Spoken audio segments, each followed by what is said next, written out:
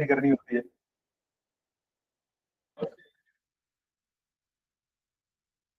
Trend तो नहीं NEET आने वाला, देखो टॉपिक बहुत डिफरेंट है, नहीं है इसमें आप आधा घंटा लेट आओगे तो चलेगा, यहाँ पे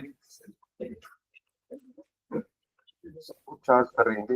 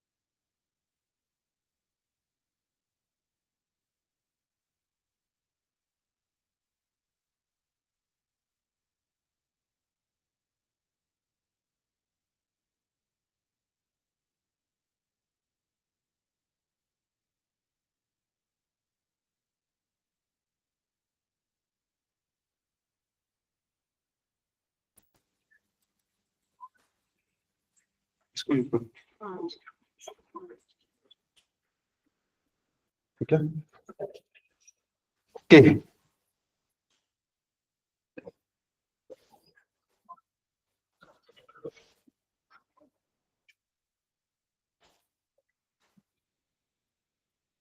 कल क्या क्या किया था आपने गाइस, प्लीज थोड़ा सा 5 मिनट्स का रिव्यू कर लेते हैं। लेट्स टेक अ ग्लिम्स, बताओ, you guys will tell me, बोलो।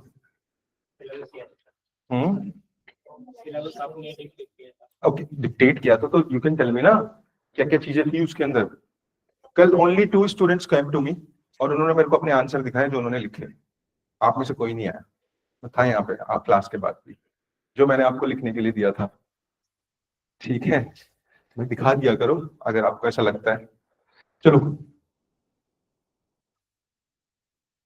Geomorphology, climatology, oceanography, resources, distribution of resources, mineral resources, ठीक है, और land resources, natural resources, space resources, data as a resource, ठीक है, and primary sector, tertiary sector, secondary sector, ठीक है, location, location के factors, geographical factors and non geographical factors, ठीक है, देन वोल्केनो, अर्थक्वेक, ये सब चीजें एक्सेट्रा एक्सेट्रा के अंदर cloud cloud burst, hello storm, landslides, ये सब एक्सेट्रा इज वेरी इंपॉर्टेंट, ठीक है। देन लास्ट लास्ट क्या था, आर्टिक काउंसिल के बारे में हमने देखा था, तो क्या था वो टॉपिक, क्या था कि जो क्लाइमेट चेंज के इफेक्ट जो फ्लोरा फ्यूना पे और ह्यूमन बीइंग पे कैसे पड़ने वाले हैं, ये था। ये छोटा सा सिलेबस है हमारा, इसे हमें कवर करने के लिए 110 आवर्स चाहिए, ठीक है, जिसमें से 3 घंटे हम अपने लगा चुके हैं, आज 4, 4.5, 5 घंटे जितने लगेंगे लगा लेंगे। अम्ब्रेला नहीं था आपके पास, खरीद लो यार, तबीयत खराब हो जाएगी, ठीक है। Yes guys, Arctic policy is all about, मतलब क्या होता है, जो आर्कटिक ओशन है ना, ये वाला एरिया हमारा नॉर्थ पोल है, ठीक है, नॉर्थ पोल में आर्कटिक ओशन है, do you guys know, Arctic ocean है यहाँ पे क्या है, फॉर एग्जाम्पल ये यूएसए एंड रशिया, कनाडा, ठीक है, तो अब यहाँ पे ये सारा फ्रोजन है, इट्स फुली फ्रोजन। अब ये frozen due to climate change वो क्या हो रहा है, मेल्ट होना स्टार्ट हो गया है। अब मेल्ट होना स्टार्ट होगा तो क्या होगा, अंदर रिसोर्सेज आर अवेलेबल, ठीक है, तो उन रिसोर्सेज को एक्सप्लोर करने के लिए एक पॉलिसी बनाई गई है कि कौन कौन एक्सप्लोर कर सकता है, ठीक है।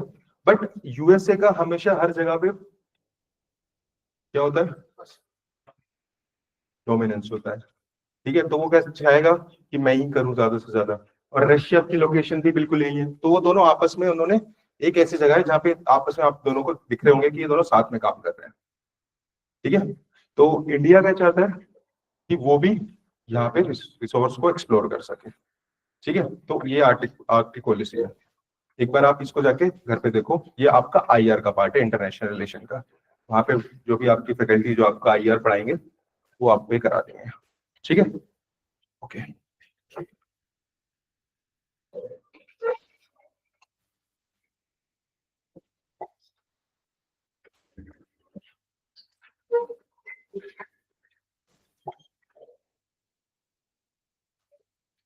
यहाँ से नहीं हटेगा। कौन सा एरो, ये ये फिर से, अच्छा।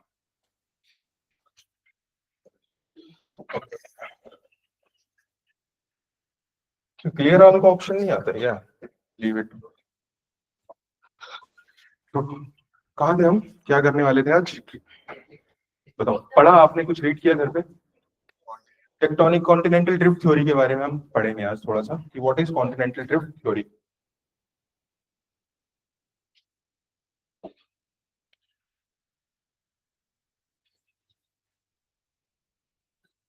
Continental drift theory.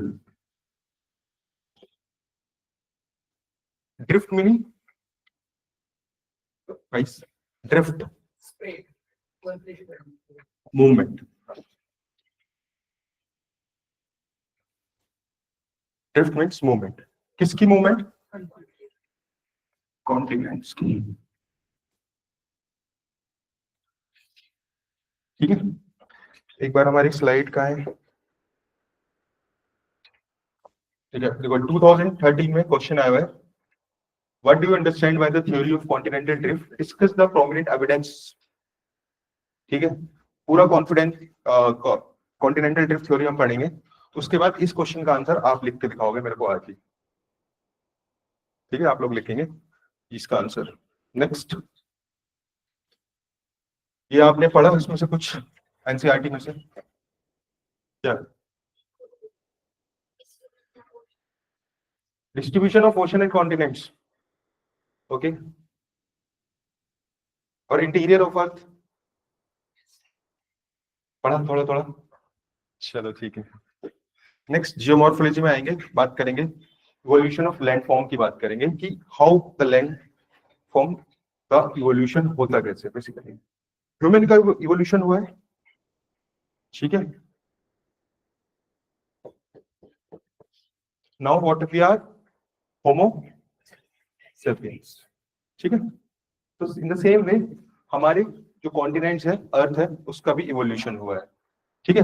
तो ये थ्योरी किसने दी है, अल्फ्रेड वैगनर ने दी है। कब, 1912 में अल्फ्रेड वैगनर ने थ्योरी दी थी है, ठीक है। इन्होंने क्या बोला, in the same way we are evolving, ठीक है। ओवर अर्थ में जो क्या कहते हैं कॉन्टिनेंट्स हैं, वो भी इवॉल्व हो रहे हैं स्लोली एंड ग्रेजुअली, ठीक है। But it will take lot of time, two two 225 million years ago से ये प्रोसेस चल रहा है, ठीक है। किसके लिए, इवोल्यूशन का, बेसिकली अगर हम बात करेंगे तो, ठीक है। तो वो क्या कर रहा था एक दिन बैठ के,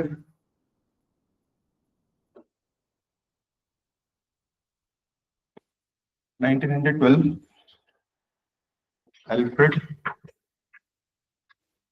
वैगनर, उनको पास एक काम आया। क्या काम था उनके पास, कि आपको you have to make the map. Map किस चीज के लिए, availability of vegetation and coal in the world, ठीक है। Availability of vegetation and coal in the world, what we are doing, हम बैकग्राउंड में है अभी, कॉन्टिनेंटल ड्रिफ्ट थ्योरी नहीं बता रहा हूँ, बैकग्राउंड बता रहा हूँ कॉन्टिनेंटल ड्रिफ्ट थ्योरी का। ठीक है, कि वो मैप बनाने की उनके लिए बोला गया कि आप मैप बनाओ किसका, वर्ल्ड के मैप में हमें ये जानना चाहते हैं कि कहाँ कहाँ पे वेजिटेशन अवेलेबल है एंड कहाँ कहाँ पे कोल अवेलेबल है। तो व्हाट ही फाइंड्स, उनको ये मिला क्या कि जो कोल जो है वो हायर लेटीट्यूड्स में है।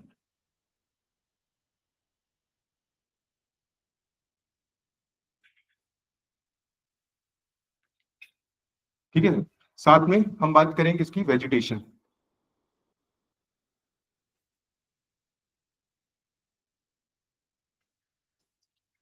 ठीक है, अब वेजिटेशन की वजह से क्या होगा, कोल बनता है कैसे, पेट्रोल कैसे बनता है,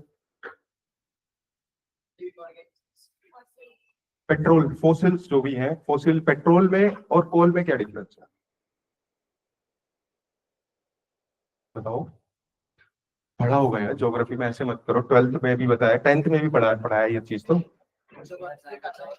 अर्थक्वेक आता है तो, हाँ जो प्लांट्स अंदर चले गए, ठीक है, डिग्रेड हो गए प्लांट से, ठीक है, और वेजिटेशन से कोल बनता है, और पेट्रोल क्रूड ऑयल एनिमल्स से बनता है। ये तो बेसिक चीजें ये पता होनी चाहिए आपको। ठीक है, क्या हो गया, तो कोल फॉर्मेशन के लिए किस चीज की रिक्वायरमेंट होती है,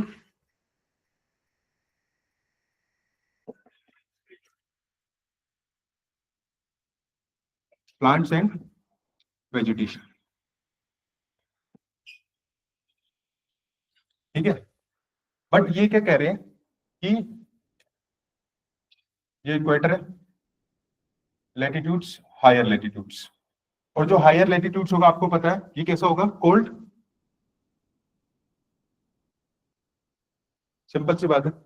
ठीक है, अभी कह रहे हैं कि जो प्लांट एंड वेजिटेशन है इसके कोल फॉर्मेशन के लिए हमें क्या चाहिए, कैसे बंद होगा,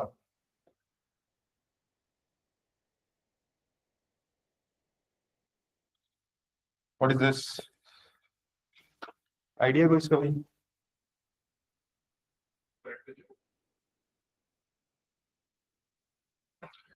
किसी चीज में टाइम वेस्ट मत कराओ यार मेरा।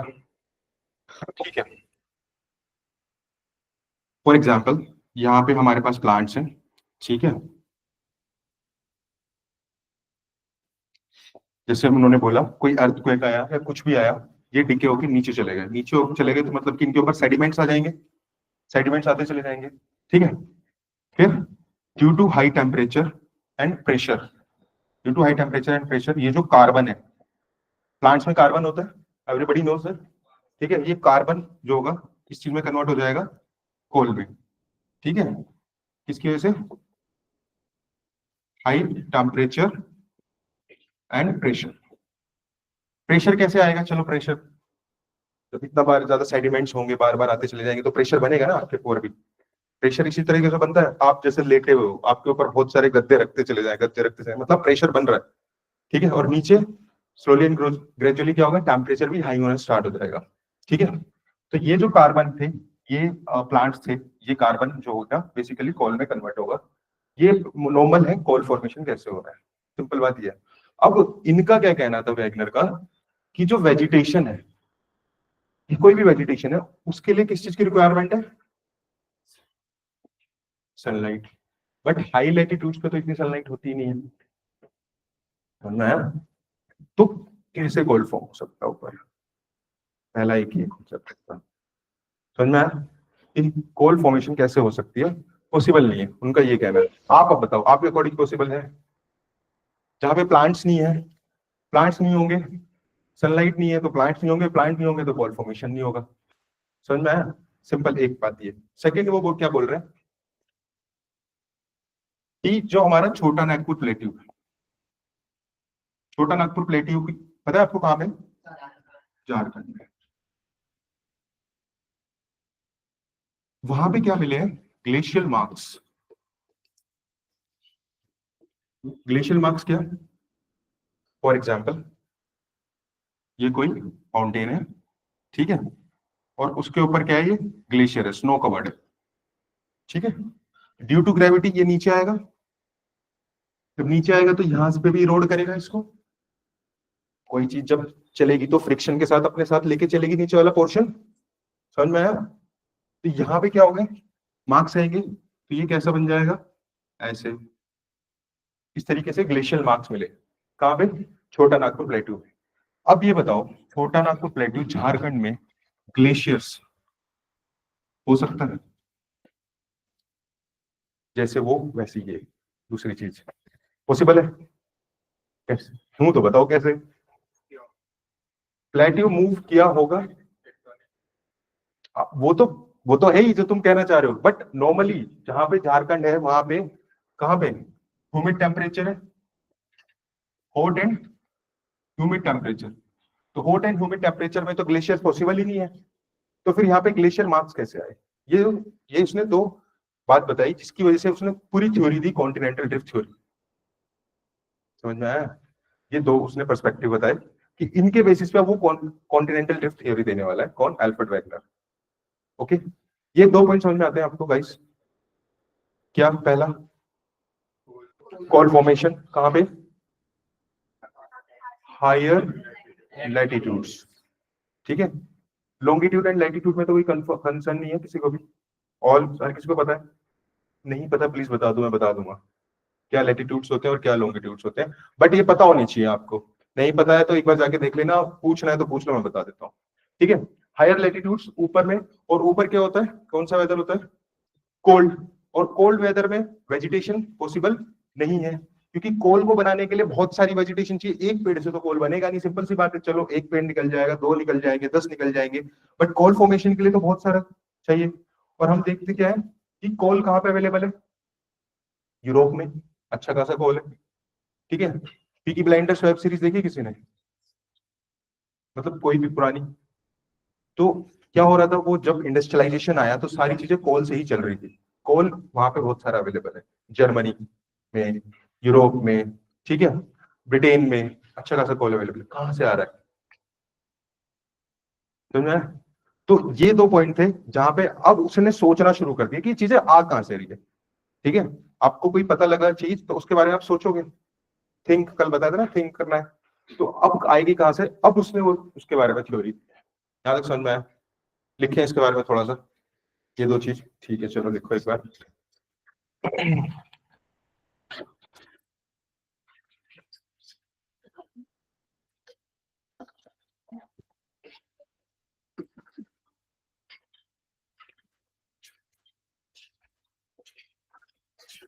एटलस लाए हो सब लोग?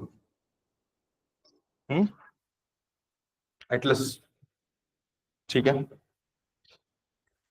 लिखो इसके बारे में। इन 1912, लिखो।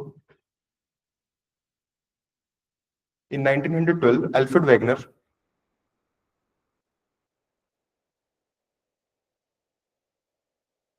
Try to make,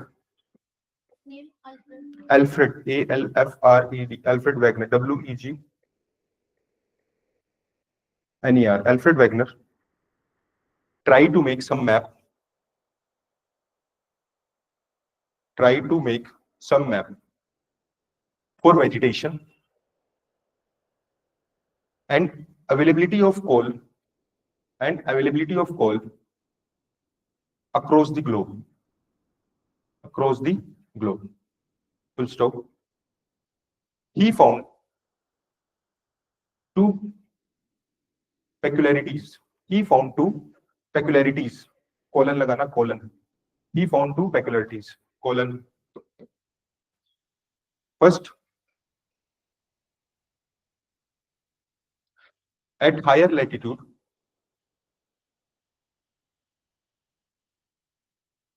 he found availability of coal.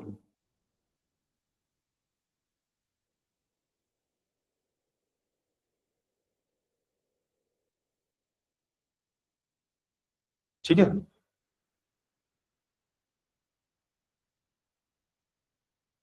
Clear? लिखो। When there is no availability of sunlight, इसी के अंदर लिखना है। When there is no availability of sunlight at higher latitudes,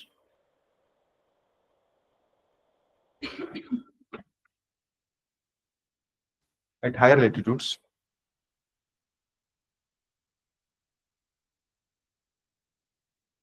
then how vegetation is possible?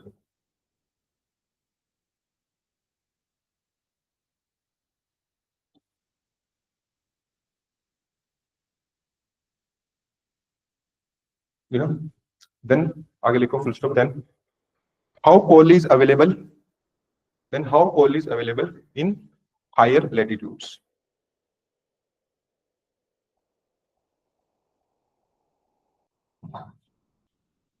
ठीक है, ठीक है. सेकंड लिखो ऑब्जर्विंग. सेकंड लिखो इसके अंदर observing CNP. See what is CNP?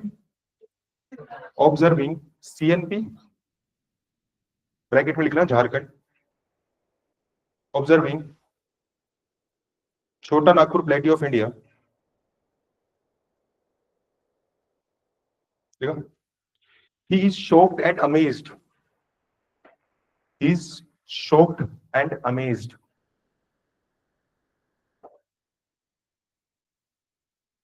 He is shocked and amazed to see there are certain glacial marks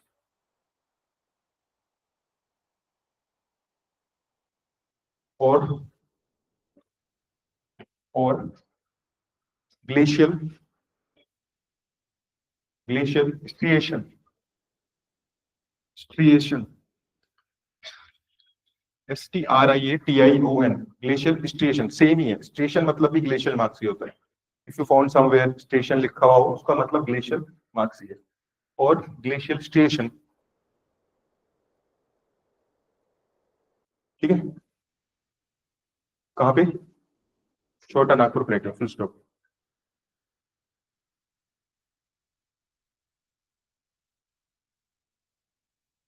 आगे लिखो.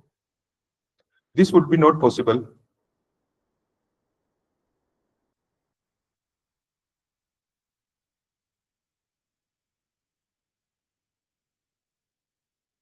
At this place. ब्रैकेट में लिखो जहां पे है लोअर लैटिट्यूड. ब्रैकेट में लिखो lower latitude and lower altitude. ठीक है. आपने जैसे ये बनाया था मैंने डायग्राम, आपने बनाया ये वाला, ये वाला. हाँ जी, ठीक है, मत बनाओ कोई बात. ये हो गया. ठीक है.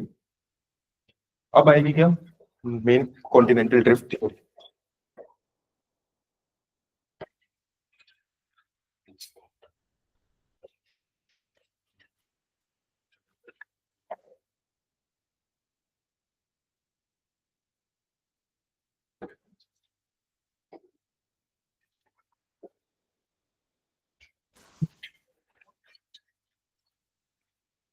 वो क्या बात कर रहे हैं यहाँ पे कॉन्टिनेंटल ड्रिफ्ट थ्योरी के अंदर? इनिशियली जो अर्थ जो है वो और जो लैंड मास है पूरा वो एक ही है. ठीक है. लैंड मास जो है पूरा एक ही है. दैट मींस जितने भी कॉन्टिनेंट्स थे वो सब एक ही हैं. सारे कॉन्टिनेंट मिलके एक ही हो चुके हैं पहले. कब? 225 मिलियन ईयर्स एगो. क्या जैसे ये क्या है? इक्वेटर एक लार्ज लैंड मास है.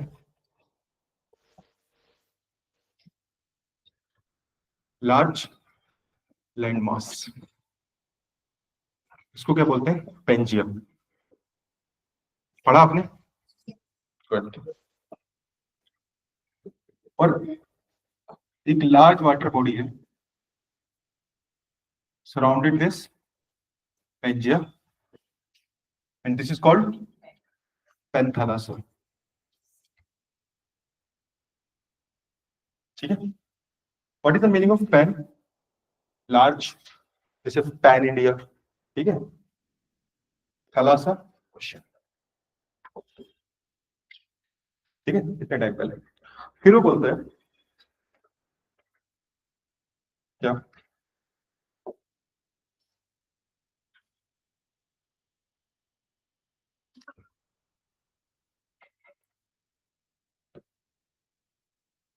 हम्म।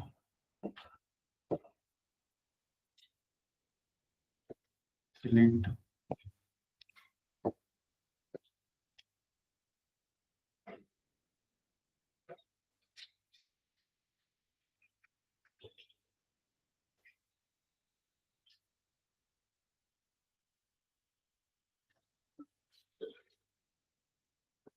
Due to rifting, not drifting. Rifting की वजह से। What is rifting? Rifting crack, ठीक है, रिफ्ट हो रही है, ड्रिफ्ट नहीं, मूवमेंट नहीं है, सिर्फ रिफ्ट हो रहा है, टूट रहा है, टूटना। ये क्या हो गया? जो हमारा बेंच है टू पार्ट में डिवाइड होता है। ठीक है, देखिए ये क्या है? लोरेशिया। ये गोंडवाना लैंड। गोंडवाना लैंड कैसे पढ़ा?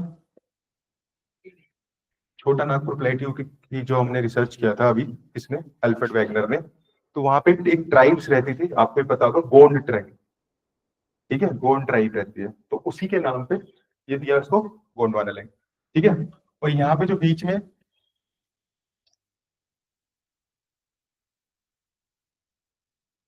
ये जो वाटर आया, ये क्या बना? 33C।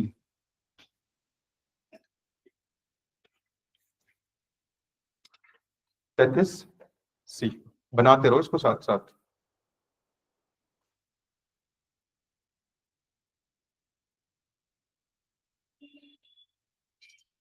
अच्छा,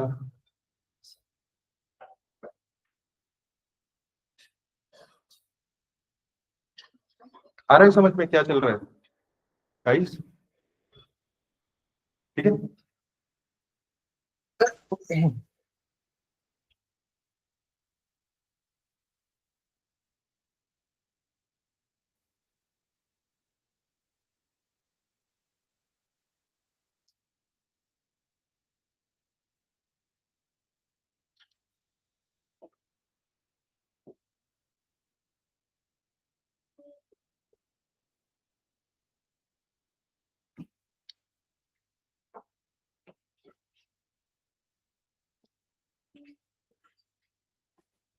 ड्रिफ्टिंग कंटिन्यू है, अभी भाई चल रही है कंटिन्यू।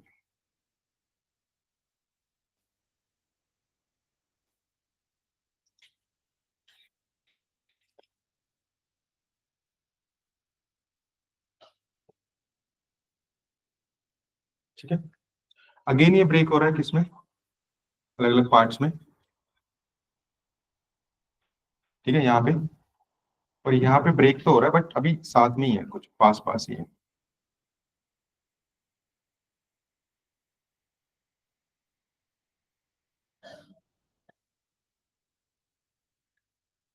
ठीक है, ठीक है।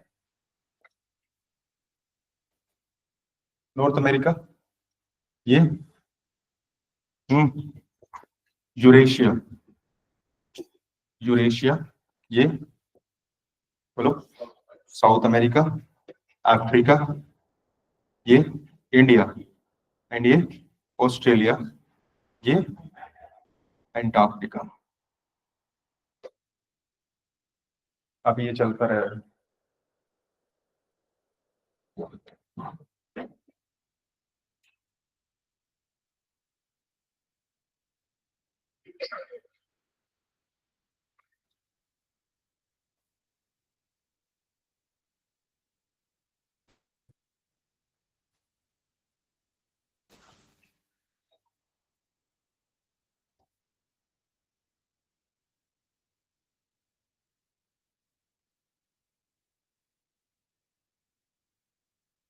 डन। मेरे को एक सर्कल और बनाना है, नेक्स्ट स्लाइड पे बनेगा, जल्दी से खत्म करो।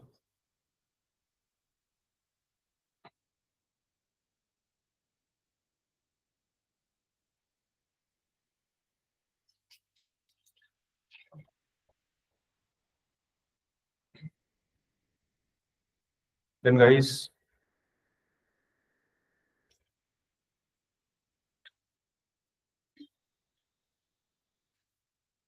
करें कंप्लीट। आप उसी के आगे कंटिन्यू रखना।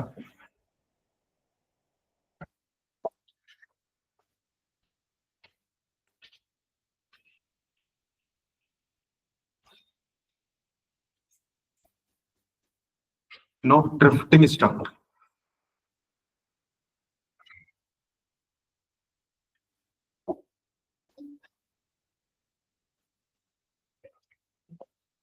अब क्या होगा? फॉर एग्जाम्पल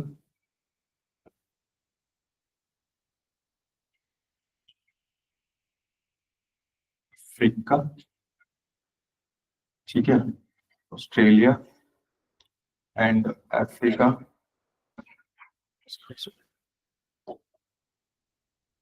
कुछ कुछ कुछ यहाँ पे हमारा आएगा क्या? अफ्रीका, ठीक है, यहाँ पे हमारा आएगा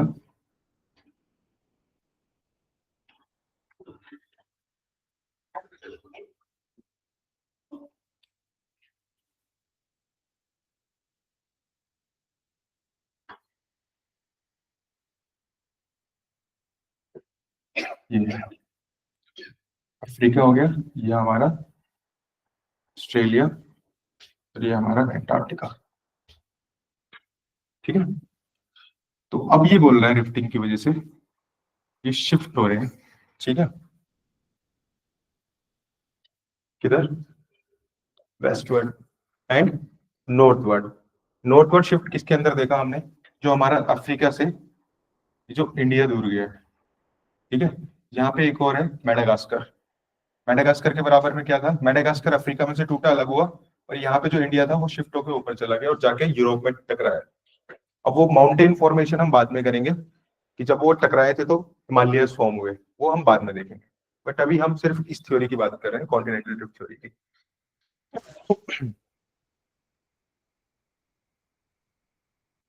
मैप याद आ रहा है आपके दिमाग में? है ठीक चल रहा है?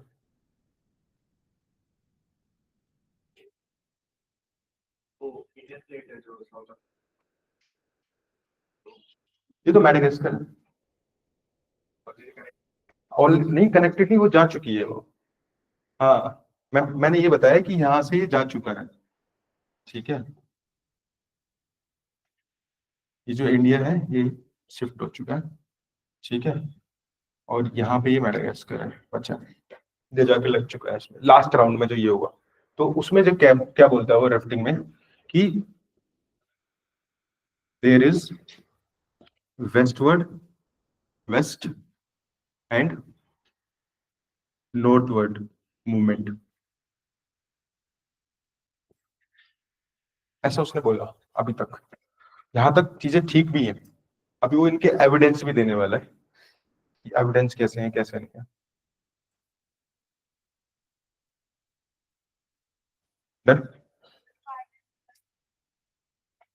व्हाई दिस ड्रिफ्ट अकर, कुछ फोर्सेस हैं, वो अभी बताऊंगा। फोर्सेस कौन कौन सी जो उसने बताई हैं? पोलर फ्लिंग फोर्स, ठीक है, टाइडल फोर्स, अभी पढ़ेंगे उसको, एंड ब्यूएंसी फोर्स। करेंगे हम इनको forces, due to this forces की वजह से हो रहा है। जैसे तुमने यहाँ पे लिखा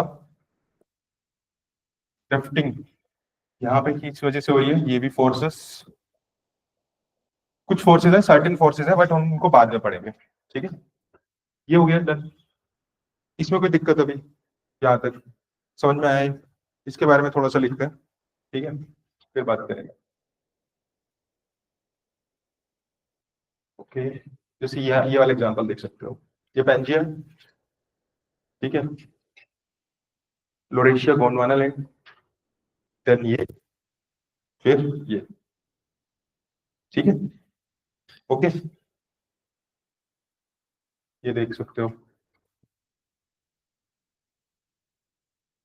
इस तरीके से,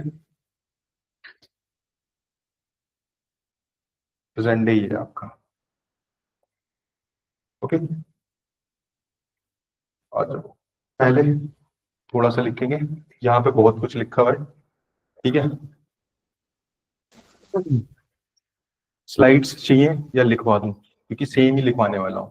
तो मैं तो ये कहूंगा कि नोट्स में लिख लोगे तो ज्यादा अच्छा रहेगा, ठीक है। बस ये आदत मत डालना कि नहीं स्लाइड्स मिलेंगी तो फिर नहीं, क्योंकि आपके पास नोट्स में होना बहुत जरूरी है, ठीक है। लिखो।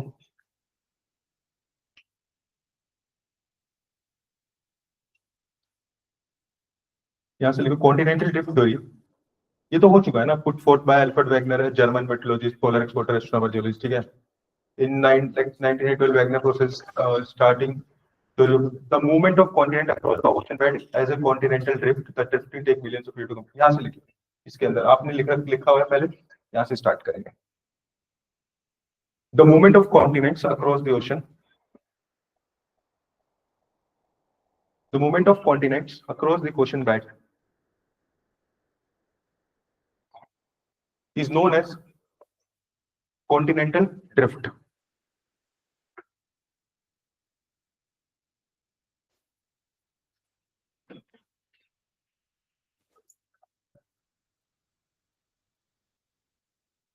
This drifting takes millions of years. This drifting takes millions of years to complete this process.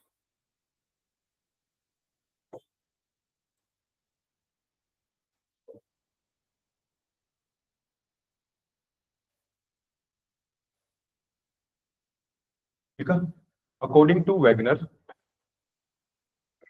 all the continents form a single continental mass, which is called Pangaea,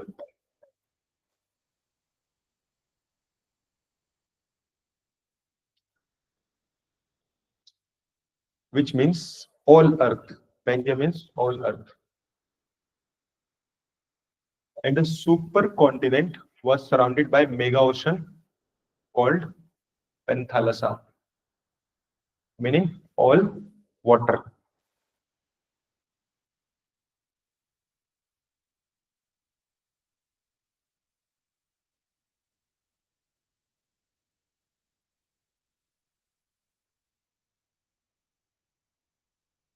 Subsequently, Laurasia and Gondwanaland continued to break into various smaller continents that exist today.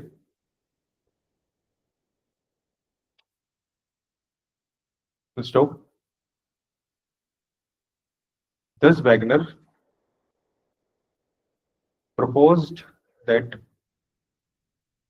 continents are floating and constantly drifting on the Earth's surface.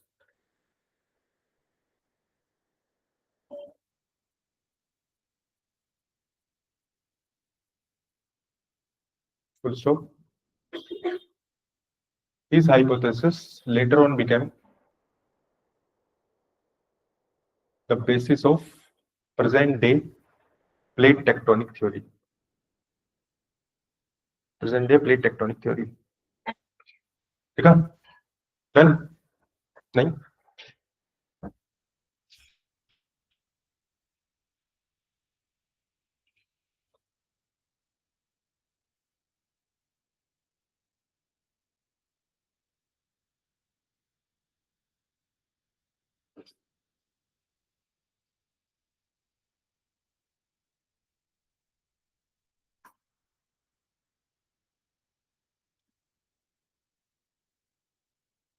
ठीक है?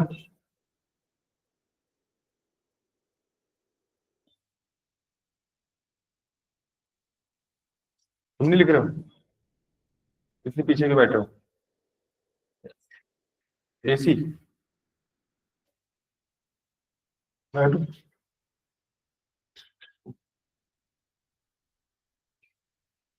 थोड़ा fast लिखना start करो। मैं तो बोल भी नहीं रहा, सामने सब कुछ दे दिया इसलिए। अगर मैं सिर्फ बोलना है डिक्टेट करूंगा तब तो और भी स्लो लिखोगे आप लोग।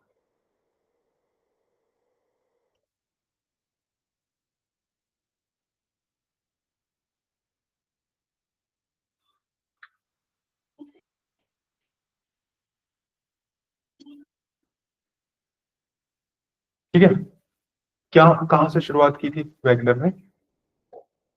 मैप फॉर्मेशन से। ठीक है, वहां पे उसको कुछ पिकुलरिटीज मिली, क्या कि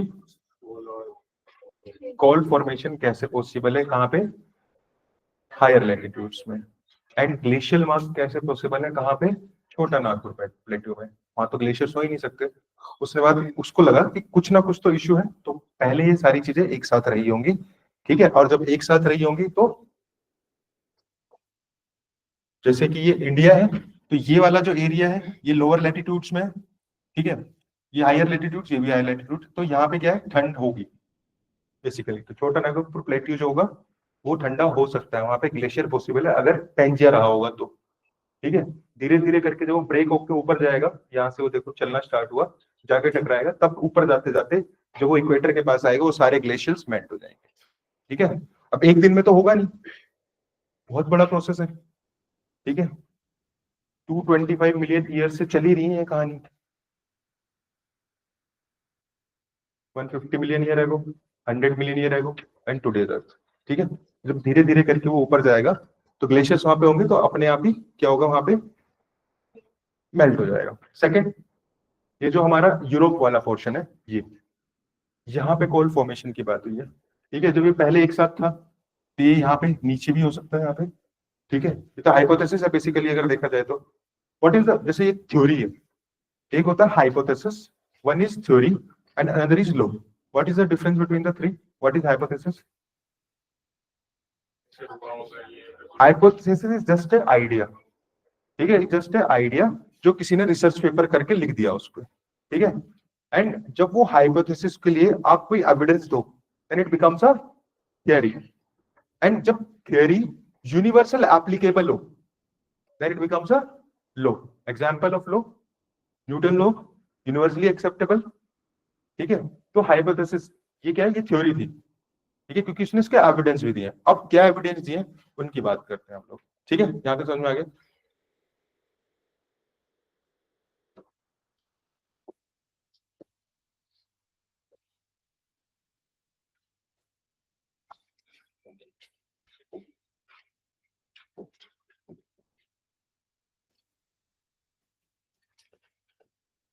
एविडेंस ऑफ CDT। ठीक है, फर्स्ट, मैचिंग ऑफ कॉन्टिनेंट्स।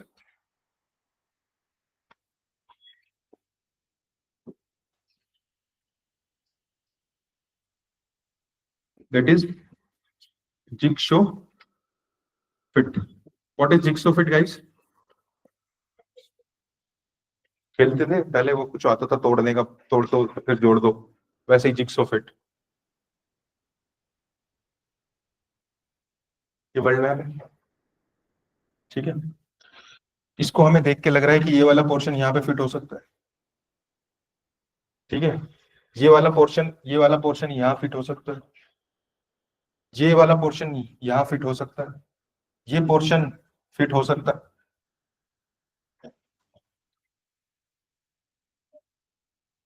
हो सकता है, ये क्या है, सारा चीजें जो फिट हो सकती है, वो ऐसा बोल रहा था। ठीक है, जिक्सो फिट उसने एक एविडेंस दिया, देखो मैप को देख के तो हमें लग रहा है कि ये चीजें फिट हो सकती हैं। बट एक चीज बताओ, हर जगह पे क्या है, ओशन है। लोगों ने कहा ओशन है, तो ओशन की वजह से क्या होगा, वेव्स आएंगी, वेव से इरोजन भी हो सकता है। ये भी हो सकता है कि ये अपने आप हुआ हो, जरूरी नहीं है। ठीक है, पर हमें देख के तो ये लग रहा है। ठीक है, उसके एविडेंस भी ठीक थे, सब कुछ ठीक था वो, बट कुछ लोगों ने उसको क्या किया, क्रिटिसाइज करने की कोशिश की। ठीक है, बट आप अपने देख के बताओ, आपको लग रहा है कि हो सकता है क्लोज, हो सकता है कहीं ना कहीं पे। ठीक है, बट कहीं कहीं पे ही है, पर हर जगह भी पॉसिबल नहीं है वो चीज। ठीक है, चलो लिखो इसके बारे में।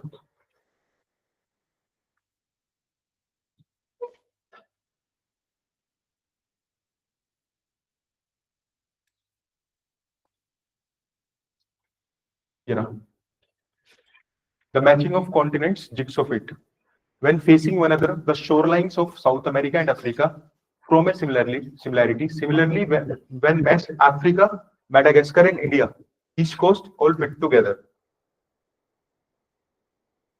ये 4 पॉइंट लिखने की जरूरत नहीं, बस ये लिख लो।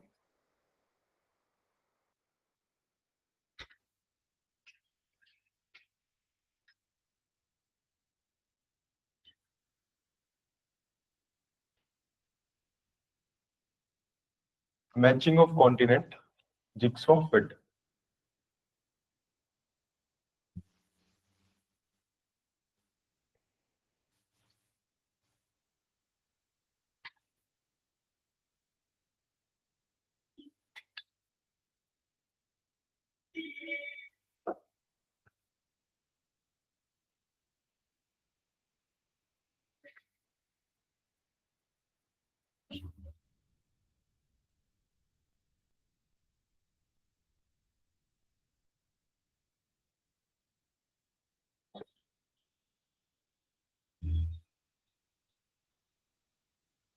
अच्छा, एक क्वेश्चन है, क्लियर?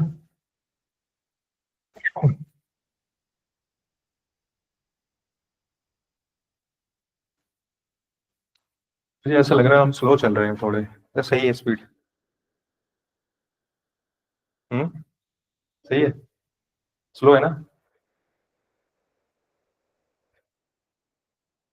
करते हैं अभी फास्ट, एक दो दिन रुक जाओ, फिर फास्ट फास्ट करना स्टार्ट करेंगे। मुझे भी तो पता लग जाए कौन कैच कर पा रहा है, कौन नहीं कर पा रहा है।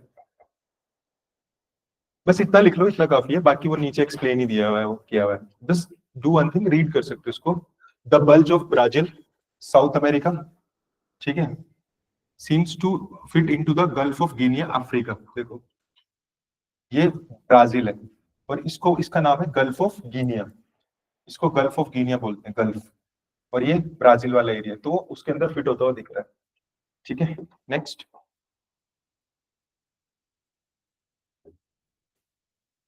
Greenland seems to fit in well and Ellesmere and Baffin Island of Canada. चलो आ लो, ग्रीनलैंड, ये बैफिन आइलैंड है, ठीक है, ये यहाँ पे फिट होता हुआ दिख रहा है, इसको ग्रीनलैंड बोलते हैं, आपको पता है?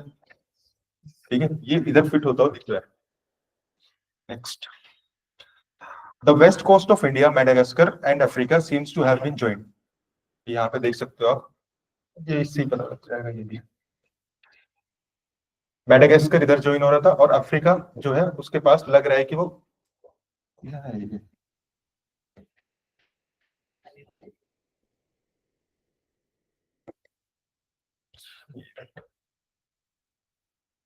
ये समझ में आया ये वाला पॉइंट?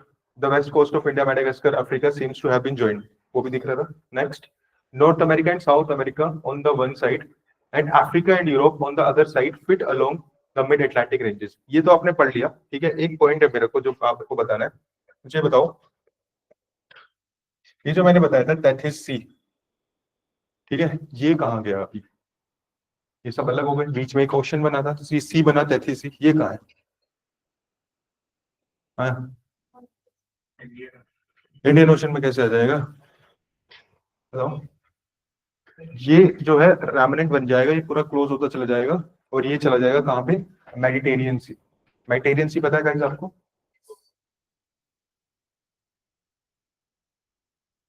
कहाँ है मेडिटेरियन सी? ये वाला, ये मेडिटेरियन सी है, ठीक है, ओके। ये जिक्सोफिट समझ में आया आपको? जिक्सोफिट, नेक्स्ट लिखो, इसके अंदर कौन सा है? Biological evidence, biological, biological evidence.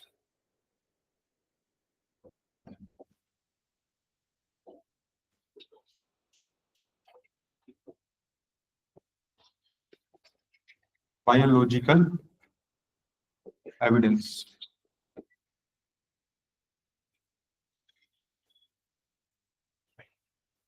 ठीक है। इसके अंदर हम बायोलॉजिकल एविडेंस की बात करते हैं, तो एक स्पीशी है जिसका नाम है लैमिंग्स। पता है आपको कौन होते हैं? रोडेंट्स, बेसिकली रेड सी, ठीक है। तो इनके केस में क्या देखा जाता है? मास suicide,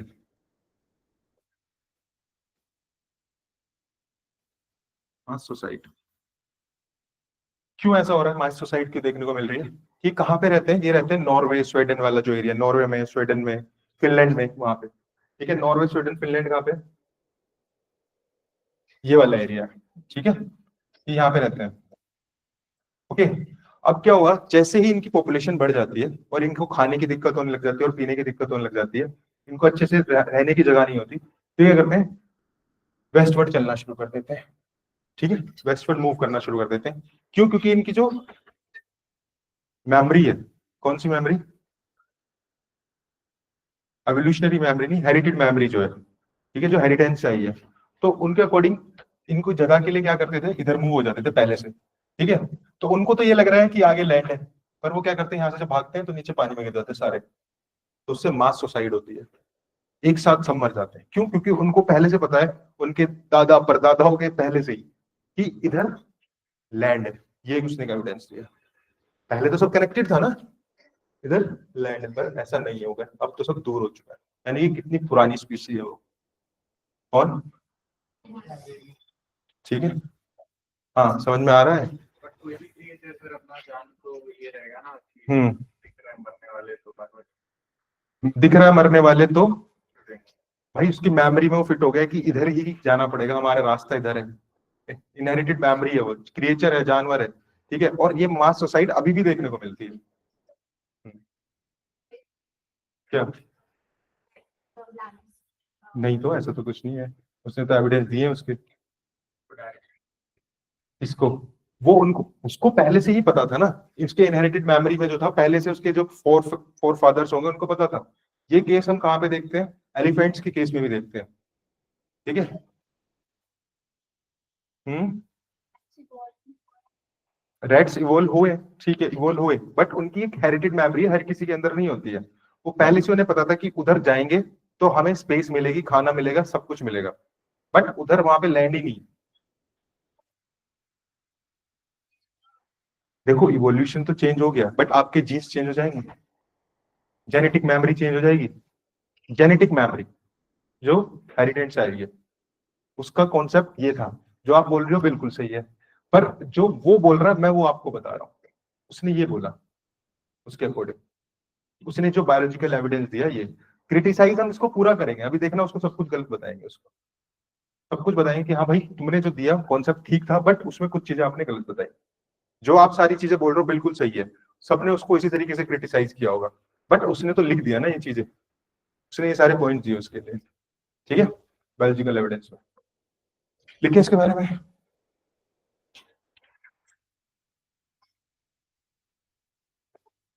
Biological evidence. Lemmings have the tendency to migrate westwards for the search of the land, but these creatures have no idea that the land has shifted westwards and the sea awaits for their mass suicide. बस इतना काफी है यहां तक।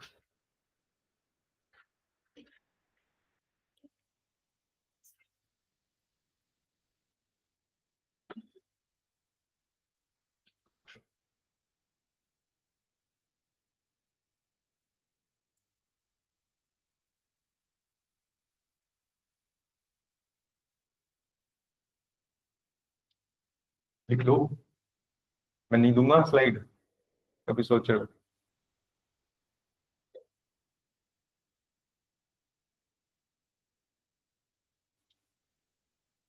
The lemmings have the tendency to migrate westward.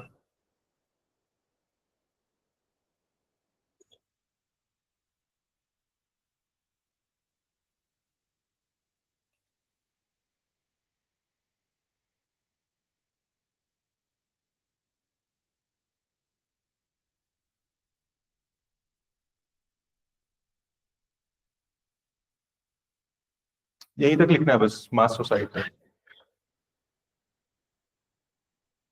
It is the migratory pattern of soils also went towards the joint. लिखा यहाँ तक, example छोड़ देना, एग्जाम्पल आपको बता दिया मैंने।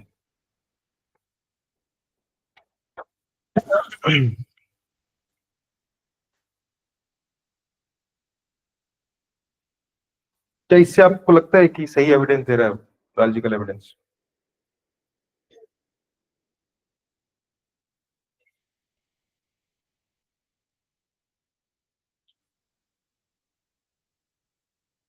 उसके अकॉर्डिंग तो सही था।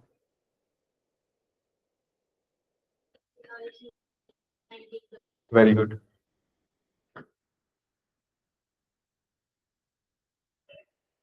अब तो साइंटिफिक डेवलपमेंट्स बहुत ज्यादा हो गए हैं। करेक्ट इसको। नेक्स्ट। नेक्स्ट हमारा क्या है? Placer deposits. What is placer deposits?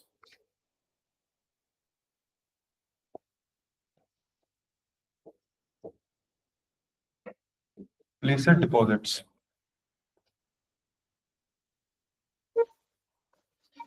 Third evidence is placer deposit. Sediments, you know guys, sediments, what are sediments?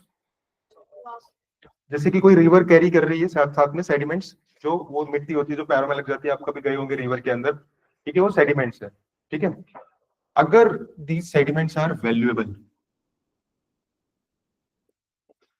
ठीक है, दैट मीन्स उनके अंदर कोई ऐसा मटेरियल है जो वैल्यूएबल है, फॉर एग्जांपल गोल्ड और silver, then it's called placer deposit. Simple है। ठीक है, अब क्या होगा कि जैसे कुछ रॉक्स हैं, ठीक है, तो गोल्ड जो होता है कभी भी ऐसे नहीं मिलता जैसे कि केजीएफ मुंह में दिखाते हैं ब्रिक्स निकाल के लेके आ रहे हैं, नहीं ऐसे नहीं होता। वो कैसे होता है? वो वेन्स में होता है रॉक्स की।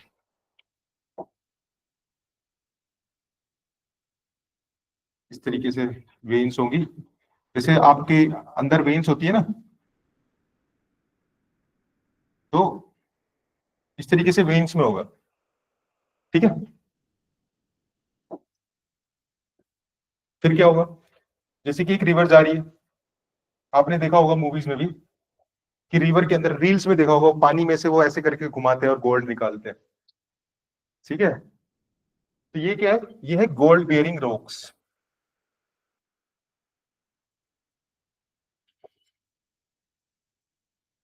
ठीक है, ये ये रिवर जाएगी, तो इन रिवर जाएगी तो इसको रॉक्स को ब्रेक कर देगी, ब्रेक करेगी तो साथ में सेडिमेंट्स भी लेगी, स्लोली स्लोली गोल्ड भी लेके चलती रहेगी। जब तक ये स्लोप में चलती रहेगी तब तक वो आगे बढ़ के चली जाएगी। बट कहीं पे जाके क्या होगी? नॉर्मल स्लगिश वाटर भी होगा, स्लोप खत्म भी होगा एक जगह जाके। जहां पे ये स्लोप पे चल रही है तब तक ठीक है, बट जब आगे जाएगी तो वहां पे क्या होंगे? डिपॉजिट बनेंगे किसके? रिवर के अंदर ही, गोल्ड के, जिसको बोलेंगे प्लेसर डिपॉजिट्स। ये समझ में आया? पहले ये बताओ, प्लेसर डिपॉजिट गोल्ड के जैसे। अब मुझे बताओ, गोल्ड एक्सट्रैक्ट करना कहाँ से मुश्किल है और कहाँ आसान है? कहाँ से हम गोल्ड एक्सट्रैक्ट करने वाले इजी रहेगा? प्लेसर डिपॉजिट से। यहाँ से तो हम नहीं एक एक, एक फोड़ेंगे और निकालेंगे उसमें से, ठीक है, ये तो रिवर का काम रिवर कर रही है अपने आप। ठीक है, ये जो प्लेसर डिपॉजिट्स है और जो ये जो गोल्ड बेयरिंग रॉक्स है, ये अलग अलग जगह पे मिली। ठीक है, ये कहाँ पे मिला है? गोल्ड बेयरिंग रॉक्स ब्राजील के अंदर। ब्राजील का है, साउथ अमेरिका है। और प्लेसर डिपॉजिट कहाँ मिले हमें? Coast of Ghana. ठीक है, जिसको गोल्ड कोस्ट भी बोलते हैं, gold coast, see, gold coast. ठीक है, यहाँ पे ब्राजील, घाना कोस्ट यहाँ पे। ठीक है, अब यहाँ पे ऐसा क्या था? यहाँ पे एक रिवर हुआ करती थी जो वो गोल्ड बेयरिंग रॉक, यहाँ पे कैसे आ गई प्रोसेस डिपॉजिट? यहाँ तो कोई मतलब ही नहीं था, क्योंकि यहाँ पे कोई रिवर भी नहीं है, कुछ भी नहीं है। ठीक है, तो यहाँ से कौन सी रिवर जा रही थी? Amazon river. तो इसका मतलब ये कि एक टाइम पहले ये साथ में थे। समझ में आया उसका थर्ड एविडेंस वो क्या कहना चाह रहा है? प्लेसर डिपॉजिट। हाँ जी, समझ में आया गाइस? तो इतनी आगे बैठे दिखते तेरे का। ठीक है, तो जब ये साथ में होंगे तभी तो ये पॉसिबल है कि वहां से गोल्ड बेयरिंग रॉक्स को रिवर कैरी करेगी और कहीं पे जाके प्लेसर डिपॉजिट बना देगी। आया समझ में? ये डायग्राम बना लेना, याद रहेगा आपको, वरना समझ में नहीं आएगा। ये कहाँ? Brazil, you south, south America, coast of Ghana. ठीक है, प्लेसर डिपॉजिट एक बार फिर से बता देता हूँ। देखो फॉर एग्जांपल कि प्लेसर डिपॉजिट फर्स्ट ऑफ ऑल होता क्या? सेडिमेंट्स। एक तो सेडिमेंट्स हो गए, नॉर्मल सेडिमेंट जब सिर्फ मिट्टी मिट्टी है। प्लेसर डिपॉजिट वो सेडिमेंट्स हैं जिसके अंदर वैल्यूएबल मटेरियल्स भी अवेलेबल है। ठीक है, इसी तरीके से हम आगे एक और पढ़ेंगे, मैं बताता हूँ क्या है। वो है टिलाइट डिपॉजिट्स। टिलाइट डिपॉजिट्स, ठीक है, ये भी एक टाइप ऑफ सेडिमेंट्स ही है। ये टिलाइट डिपॉजिट कैसे हो रहे हैं? ड्यू टू ग्लेशियर एक्टिविटी, जब ग्लेशियर अपने साथ सेडिमेंट लेके चल रहा है। ठीक है, ये टिलाइट डिपॉजिट हो गए। तो थ्री टाइप ऑफ सेडिमेंट्स, एक नॉर्मल सेडिमेंट्स, एक प्लेसर डिपॉजिट्स, वो भी सेडिमेंट्स है, वैल्यूएबल सेडिमेंट्स, इसके अंदर वैल्यूएबल मटेरियल है क्या? Gold and silver. ठीक है, gold and silver valuable material है। तो हुआ क्या है कि ये मिलते कहां पे? ये मिलते हैं रॉक्स के अंदर। ऐसी नहीं जैसे कि आप गए गोल्ड के लिए केजीएफ, केजीएफ पता है आपको? Kolar gold fields.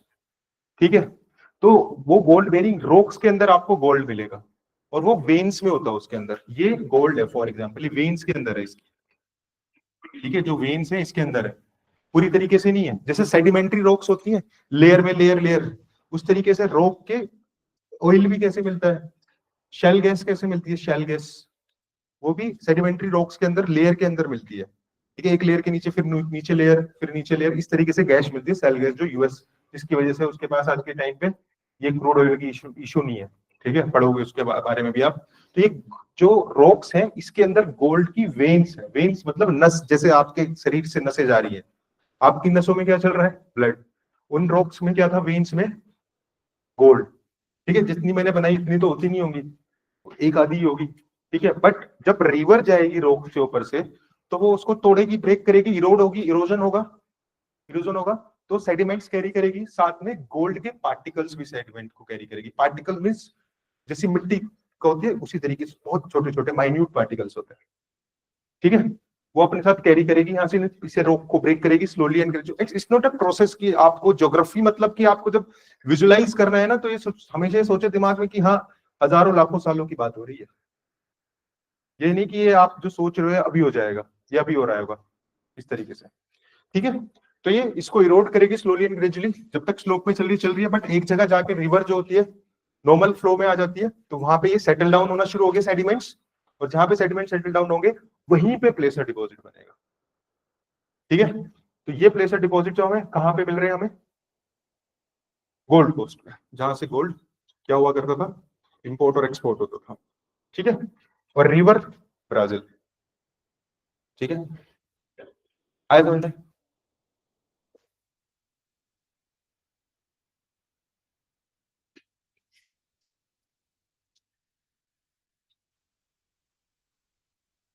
ये लिखो, प्लेसर डिपॉजिट लिखो।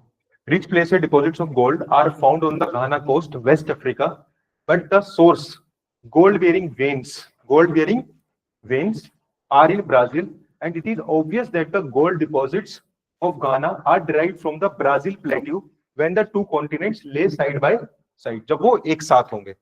ठीक है, लिखो इसको, इंग्लिश आती है ना समझ में? लिख लो फिर, लिखो भाई लिखो, छोटे छोटे से ही है। अभी आंसर लिखवाऊंगा, फिर कैसे लिखोगे पूरा कॉन्टिनेंटल ड्रिफ्ट थ्योरी पे?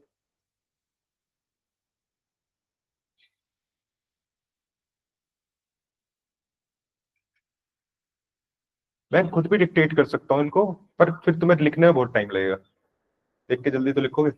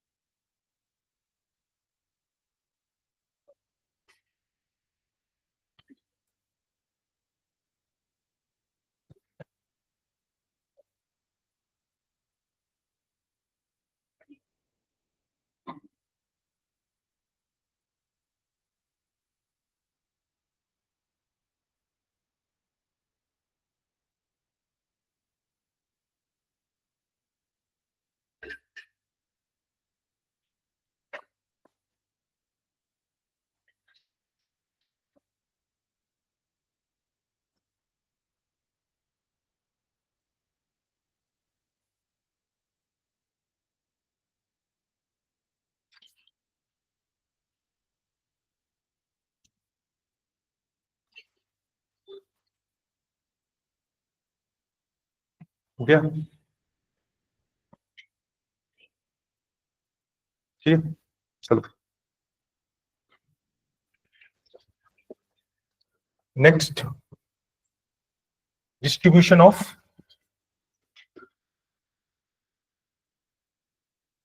फॉसिल्स। इसके दो टाइप्स हैं, एक है zoological evidence,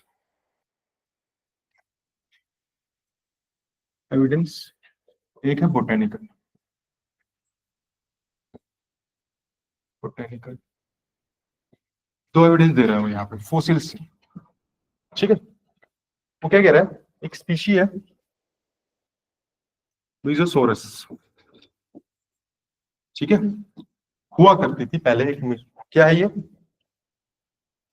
fresh water reptile. क्या बोल रहा है वो, जिसके फोसिल्स हैं वो हमें, जैसे ये साउथ अमेरिका में मिल रहे हैं यहाँ पे, और अफ्रीका में मिल रहे हैं यहाँ पे, ठीक है। अब आप बताओ, क्या पॉसिबल है कि यहाँ पे और यहाँ पे मिल रहे हैं? ये भी तो हो सकता है कि वो चल के जा सकते हैं, तैर के जा सकते हैं, बोलो guys. But fresh water reptile है, फ्रेश वाटर है भी शैलो वाटर में रहते हैं, ठीक है। बेसिकली क्या है ये, रेप्टाइल में क्रोकोडाइल है, क्रोकोडाइल, ठीक है। तो यहाँ पे भी अवेलेबल है, यहाँ पे भी अवेलेबल है। तैर के तो जा नहीं सकते क्योंकि फ्रेश वाटर है, सलाइन वाटर में जाएंगे मर जाएंगे, सिंपल सी बात है। तो वहां पे कैसे फॉसिल्स अवेलेबल हुए? यानी कि मतलब ये है कि एक टाइम पे पहले एक साथ ही रहे होंगे, एक एविडेंस नहीं है दिया, ठीक है। ये इसका ज्योलॉजिकल एविडेंस लिखवाऊंगा। फिर ये बात करते हैं किसकी, एक स्पीसीज जिसका नाम है क्या, ग्लोसो टेरिस। क्या है ये किसकी स्पीशी है, प्लांट की स्पीशी है। इसके भी क्या मिले, फॉसिल्स मिले, ठीक है। इसके फॉसिल्स कहाँ पे मिलते हैं हमें,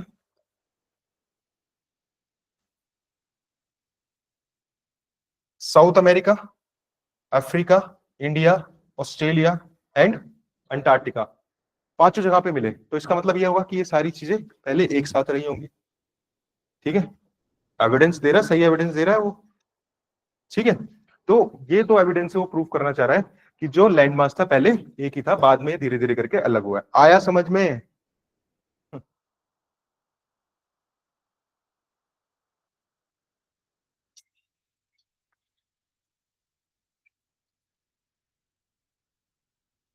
देखो यहाँ देखो, जैसे ये कौन है, मेसोसोरस, इसको ही रखेंगे, इन दोनों को फालतू में नहीं रखते एग्जाम्पल में, ये यहाँ यहाँ पे अवेलेबल है, ठीक है। और ग्लोसोपेटेरिस यहाँ पे अमेरिका में, अफ्रीका में, इंडिया के अंदर भी अवेलेबल है, अंटार्कटिका में भी अवेलेबल है, ऑस्ट्रेलिया के अंदर भी अवेलेबल है। ग्रीन वाला जो बता रहा है कहाँ कहाँ पे अवेलेबल है, और मेसोसोरस बता रहा है कि यहाँ पे अवेलेबल है। और दूसरी बात ये कि भाई कोई प्लांट की जो स्पीशी होती है उसके पैर तो होते ही नहीं जो चल के जा सकती है दूसरी जगह, तो पहले एक साथ ही रहा होगा, ठीक है। चलो अगर पॉलिनेशन भी हो रहा है बर्ड से, तो इतनी दूर तो बर्ड नहीं लेके जाएगा भाई किसी को भी, समझ में आया? पॉलिनेशन अगर आप ये भी सोच लो, तो ये बोटेनिकल एविडेंस हो गया, और ये हमारा जियोलॉजिकल एविडेंस हो गया, ठीक है। लिखो इसके बारे में, distribution of fossils, identical species animal were found on both sides. For example mesosaurus, a freshwater crocodile like reptile that lived between इतने से इतनी year ago is only found in South Africa and Eastern South America। आया समझ में वाला evidence?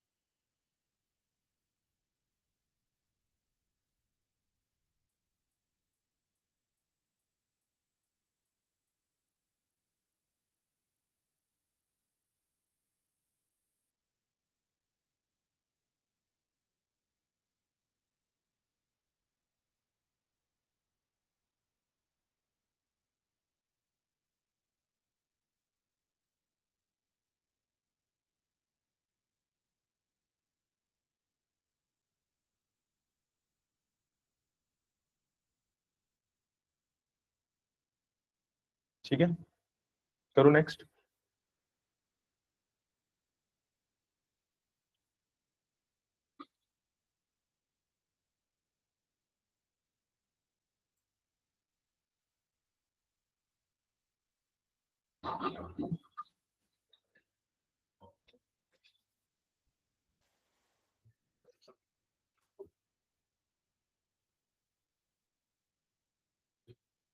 Okay done. ये कौन सा हुआ हमारा, कौन सा एविडेंस था ये, जूलॉजिकल। अभी कौन सा है हमारा, बोटेनिकल। ये भी लिखो, botanical evidence, presence of Glossopteris vegetation in carboniferous rocks in India, Australia, South America and Falkland Island. Falkland Island बताया कहां पे किसी को गाइस, मैप में, फॉकलैंड आइलैंड। यहाँ पे जो ये आइलैंड है, ये फॉकलैंड आइलैंड है, फॉकलैंड आइलैंड। ठीक है, आज मैपिंग करेंगे तो मैं उसको मैं करा दूंगा आपको। जो जो वर्ड आ रहे हैं ना उनको घर पे जाके मैप में देख लिया करो।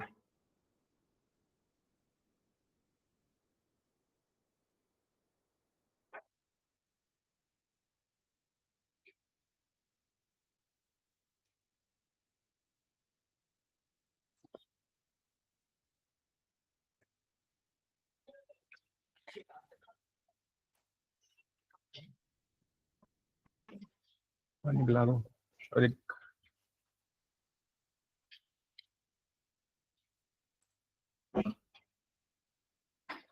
छोड़ दिया इतना सारा।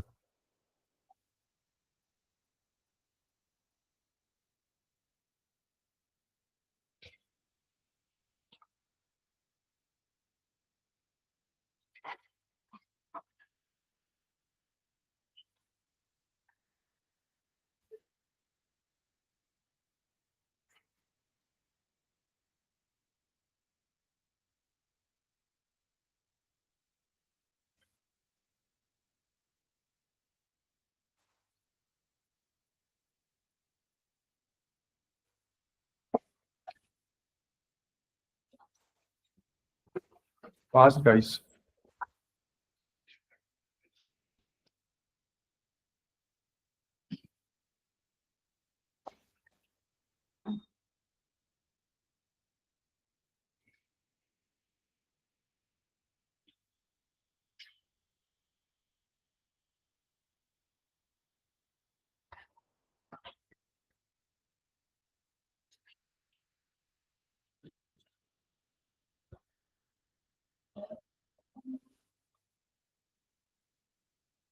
डन।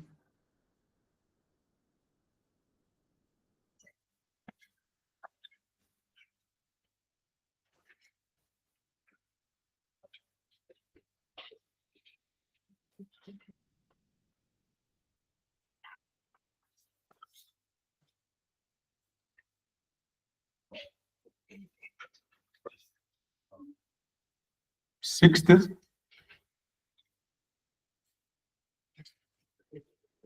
जियोलॉजिकल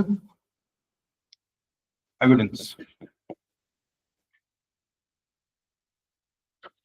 जियोलॉजिकल एविडेंस वो क्या कहता है, एक तो अपलाचियन माउंटेन रेंज है, अपलाचियन माउंटेन रेंज कहाँ पे है ये, नॉर्थ अमेरिका में। एंड हर्सिनियन ये कहाँ पे है, वेल्स, आयरलैंड। ठीक है, वेल्स आयरलैंड में, अपलाचियन माउंटेन्स नॉर्थ अमेरिका में, हर्सिनियन कहाँ है, वेल्स आयरलैंड में। वो कह रहे हैं कि ये जो माउंटेन रेंजेस है, नॉर्थ अमेरिका अलग है, आयरलैंड, वेल्स और आयरलैंड यूरोप में है। ठीक है, अभी बताऊंगा डायग्राम पे, उसमें मैप में।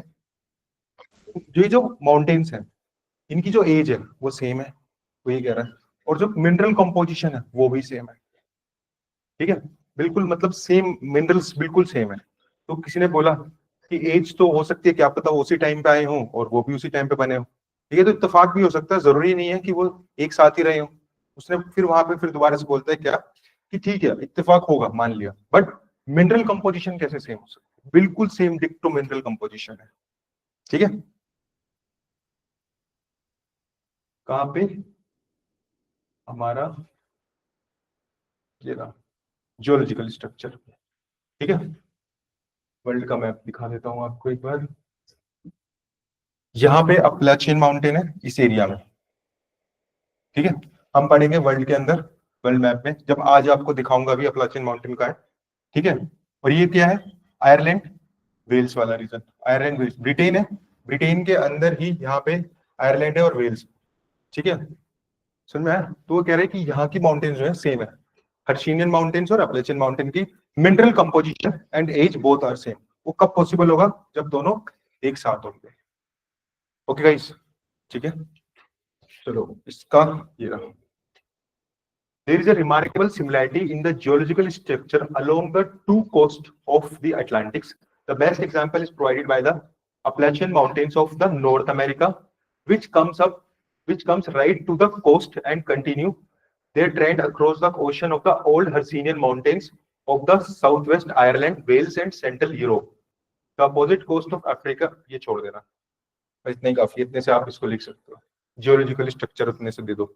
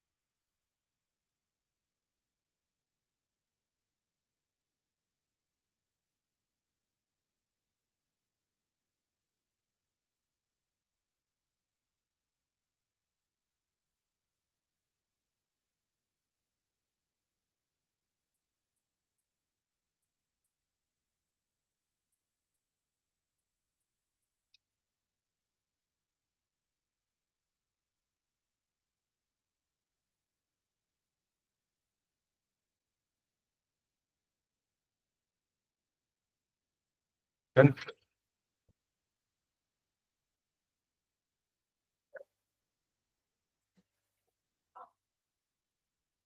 हो गया?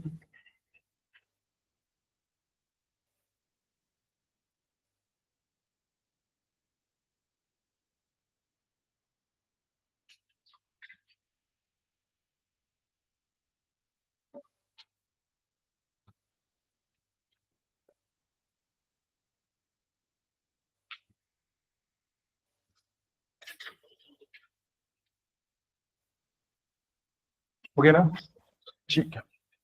नेक्स्ट हमारा लास्ट क्या है,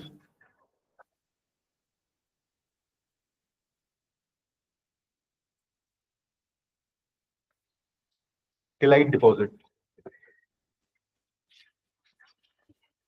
टिलाइट डिपॉजिट्स, टिलाइट डिपॉजिट मतलब लिखा,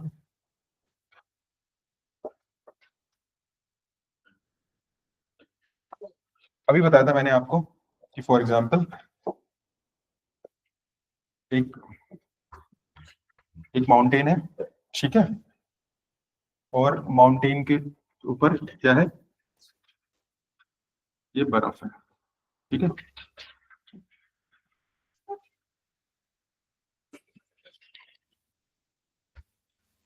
सेम, तो जो ग्रेविटी से तो ये नीचे आएगा ही, जो हमने कहाँ पे पढ़ा था, ग्लेशियल मार्क्स में, ठीक है।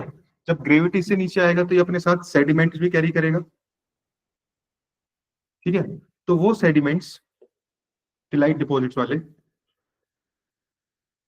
वो हमें कहाँ मिल रहे हैं, सबसे अच्छा एग्जांपल आपको पहले दिया था, ठीक है।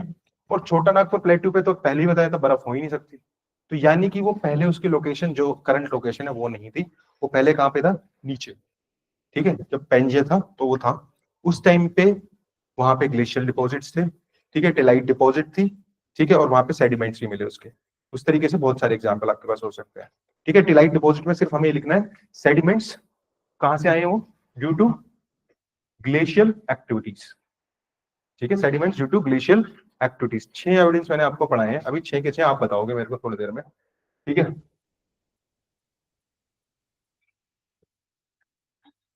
Stellite deposits are sedimentary rocks. Gondwana system of sediments are found in India, Africa, Falkland, Madagascar, Antarctica, Australia. ये सारे पहले गोंडवाना लैंड के पार्ट थे, मतलब कि पहले सारे जब नीचे थे गोंडवाना पार्ट में, तो तब वहां पे टिलाइट्स अवेलेबल थे, ग्लेशियर्स अवेलेबल थे, बट अभी नहीं है। ठीक है भाई, टिलाइट डिपॉजिट के अंदर लिखो।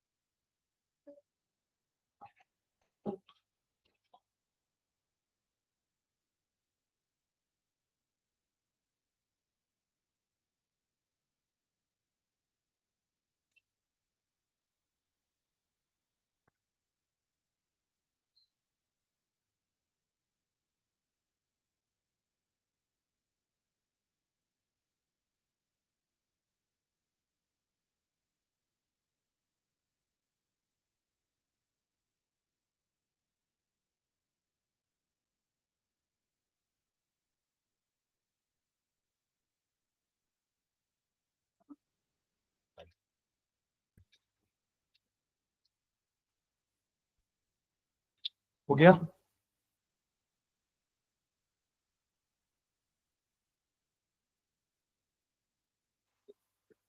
Done guys.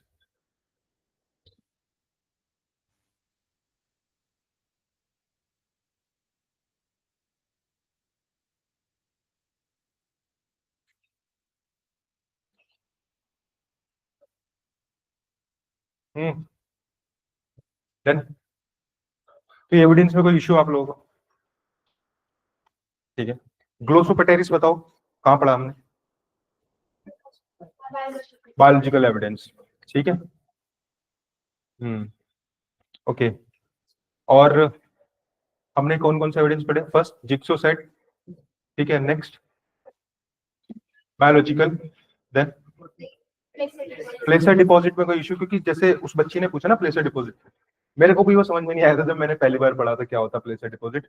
ठीक है, तो उसमें तो कोई इशू नहीं है ना प्लेसर डिपॉजिट में। अगर इसके ऊपर आपके पास पीवाईक्यू आता, आप कर दोगे कि गोल्ड मिलता कहाँ पे है? Gold bearing rocks are different and placer deposits is different. Gold bearing rocks कहाँ पे अवेलेबल थी? ब्राजील के अंदर। ठीक है, और प्लेसर डिपॉजिट्स कहाँ पे अवेलेबल थे? कोस्ट ऑफ गाना, वेस्ट अफ्रीका के अंदर। ठीक है, जिसको गोल्ड कोस्ट भी बोलते हैं, गोल्ड कोस्ट इसलिए बोलते हैं उसको। नेक्स्ट हमारा कौन सा एविडेंस था गाइस? Distribution of forces. उसमें कोई दिक्कत नहीं आई होगी आपको, क्योंकि वो डायग्राम से अच्छे से समझ में आता है। नेक्स्ट जियोलॉजिकल एविडेंस, माउंटेन थे, कौन कौन से? अपलेचन माउंटेन्स और हर्सिनियन माउंटेन्स। ठीक है, अपलेचन माउंटेन नॉर्थ अमेरिका में अवेलेबल थे, और हर्सिनियन माउंटेन कहाँ पे? सेंट्रल यूरोप, वेल्स, आयरलैंड वाला जो एरिया है। ठीक है, अब same composition, mineral composition is not possible, simple सी बात है। ठीक है, तुम सिबलिंग्स होते हैं, एक दूसरे के कैसे दिखते हैं? अगर वो एक ही टाइम पे हुए हो, साथ में एक साथ हुए हो, तो वैसा सिबलिंग्स जैसी कहानी थी उन दोनों की, उन माउंटेन्स की, बिल्कुल सेम, एज भी सेम, सब कुछ सेम चल रहा था। लास्ट हमारा टिलाइट डिपॉजिट। टिलाइट डिपॉजिट में इसमें कोई दिक्कत नहीं है, तो इजी था। ठीक है, अब इसको छोड़ो, लास्ट पेज पे आओ, मतलब कि अपने रजिस्टर के लास्ट पेज पे आओ, एक क्वेश्चन लिख के दिखाओ मेरे को आंसर। ये वाला आंसर नहीं है, कुछ और आंसर है। छोड़ दो, सब कुछ पढ़ चुके हो आप।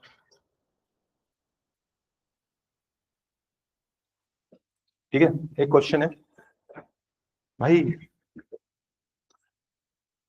कॉपी के लास्ट में, यहाँ मत लिखो अभी, उसके आगे हमें और कुछ काम करना है।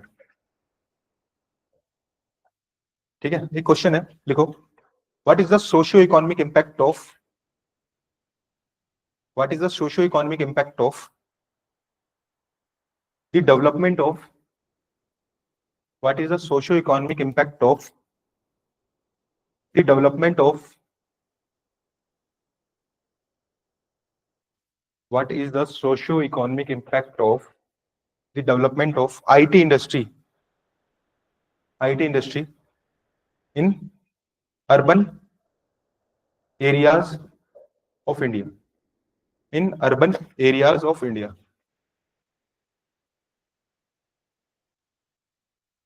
बस इतना ही क्वेश्चन है। क्या पूछा क्वेश्चन में बताओ?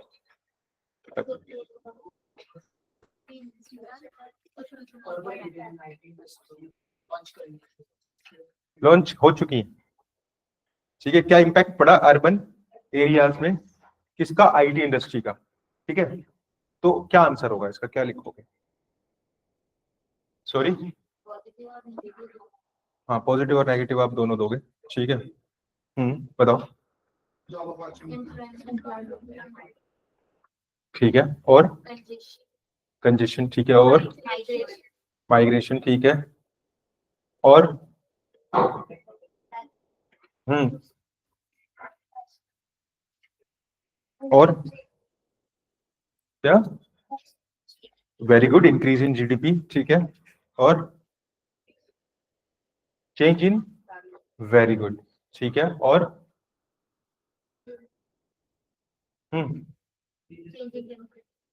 Change in demography. ओके, हाँ जी, क्या सोच क्या रहे हो, बताओ क्या इम्पैक्ट पड़ेगा? कल्चरल एंड लाइफस्टाइल चेंजेस, ठीक है, क्या? Real estate,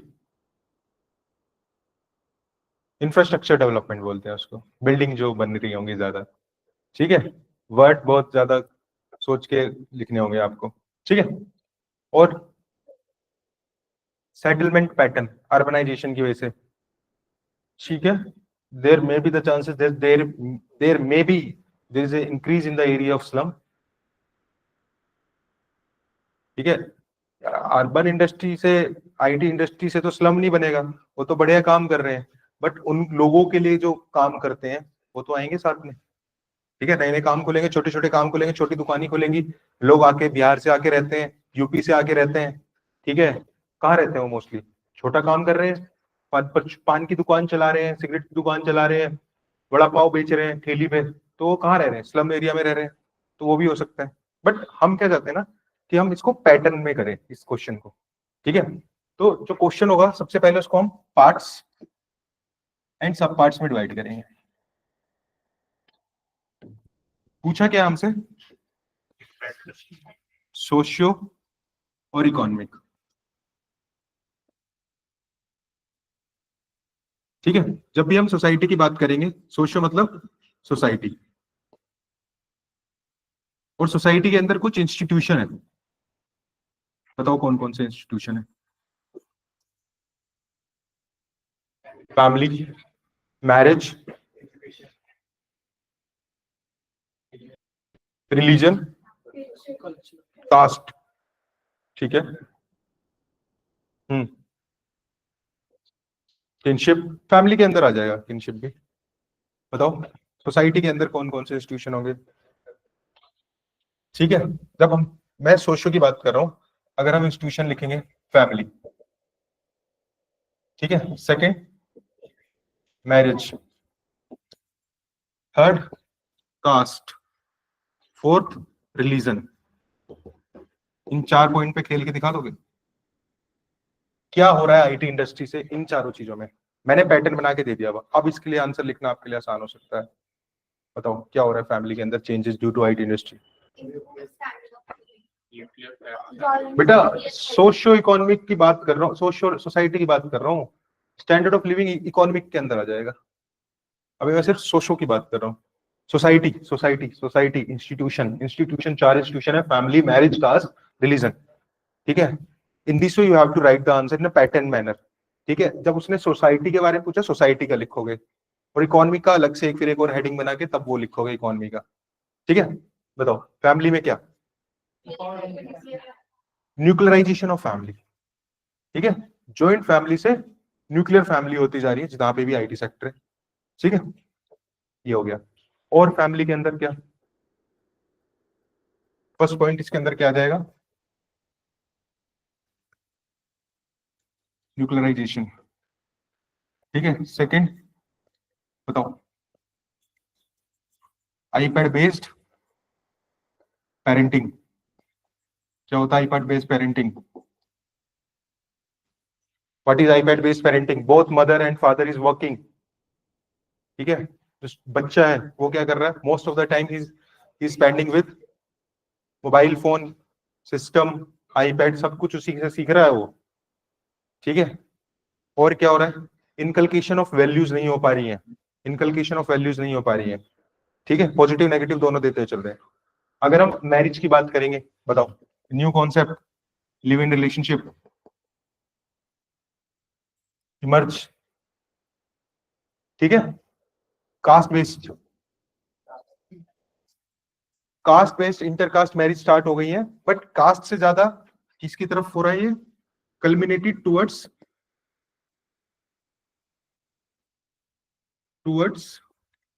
class. Now IT sector में, आईटी इंडस्ट्रीज में, अर्बन एरियाज में कास्ट को इतना ज्यादा नहीं महत्व देते, क्लास को देते हैं, high class and low class. ये चेंज आ रहा है सोसाइटी के अंदर। रिलीजन, रिलीजन की बात करेंगे, बताओ रिलीजन में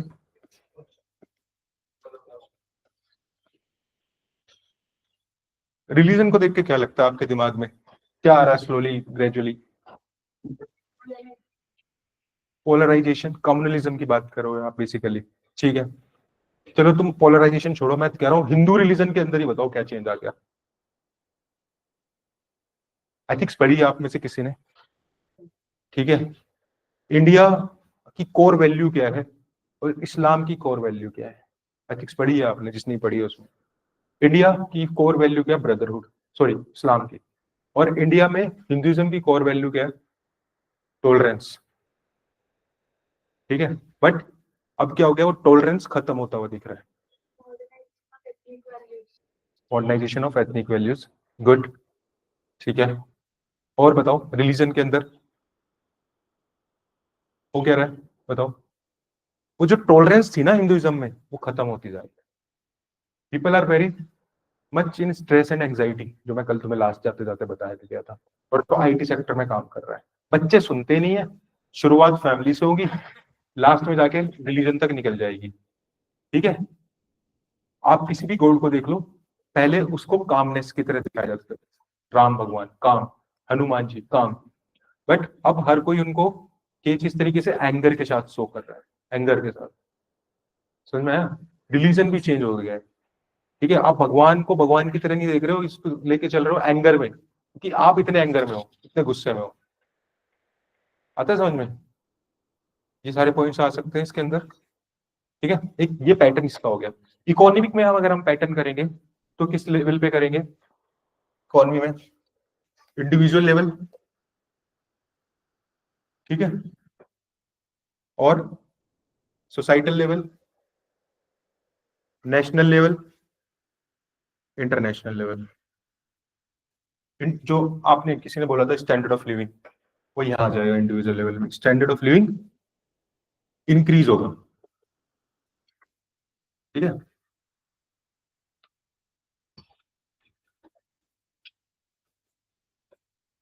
और पॉइंट बताओ क्या हो रहा है इंडिविजुअल में?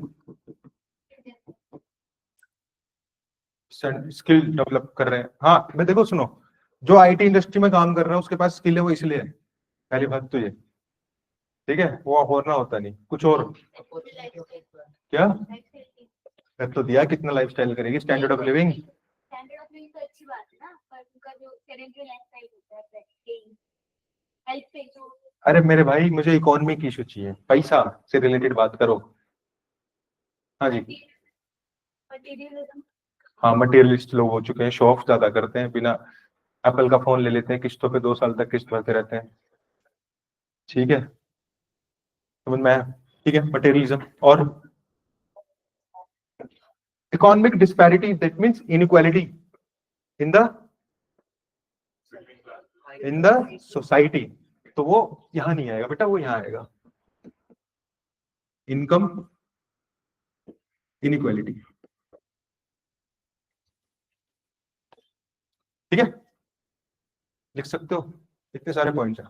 नेक्स्ट, नेशनल लेवल पे, हाँ कुछ बताना चाह रहे हो, बताओ।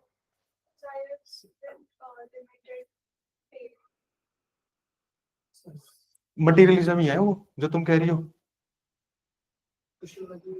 खुद सोच के देखो खुद, है ना मटेरियलिज्म। आप चाहते तो बहुत कुछ हो, ठीक है, पर है आपके पास कुछ नहीं, इस चक्कर में आप उधार ले रहे हो, लोन ले रहे हो। ठीक है, और फिर से एक वर्ड आता है क्या, एनवी। बताओ क्या होता है? जेलेसी हो रहा है सोसाइटी में, होता है एक दूसरे को देख के, वो यहाँ पे आ सकता है। ठीक है, नेशनल लेवल में बताओ जीडीपी इंक्रीज होगी, ये तो मैंने बताया, बाकी तुम कुछ बता सकते हो तो बताओ। इन्फ्लेशन, ठीक है, ये महंगाई होती जा रही है। माइग्रेशन कहाँ पे आएगा? मेरे को एक बता, माइग्रेशन से इकोनॉमी में कैसे तुम डालना चाह रहे हो? डालो, कोई दिक्कत नहीं है, मतलब सोच के बताओ मुझे। हाँ बोलो, सोचना, सोचोगे तभी पता लगेगा।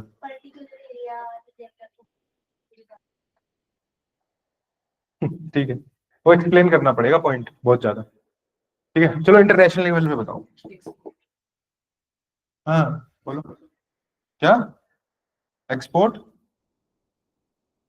क्या बोल रहे हो? अरे तेज बोलना। आई यार, इंटरनेशनल रिलेशन अच्छे हो जाएंगे। ठीक है, रिलेशन विद डब्ल्यूटीओ, ठीक है। इकोनॉमिक वर्ड यूज करके बताओ। ठीक है, आपने जब एक्सपोर्ट भी किया तो मुझे फाइनल आउटकम बताओ क्या हुआ? 4x इंक्रीज होगा। आ रहा समझ में?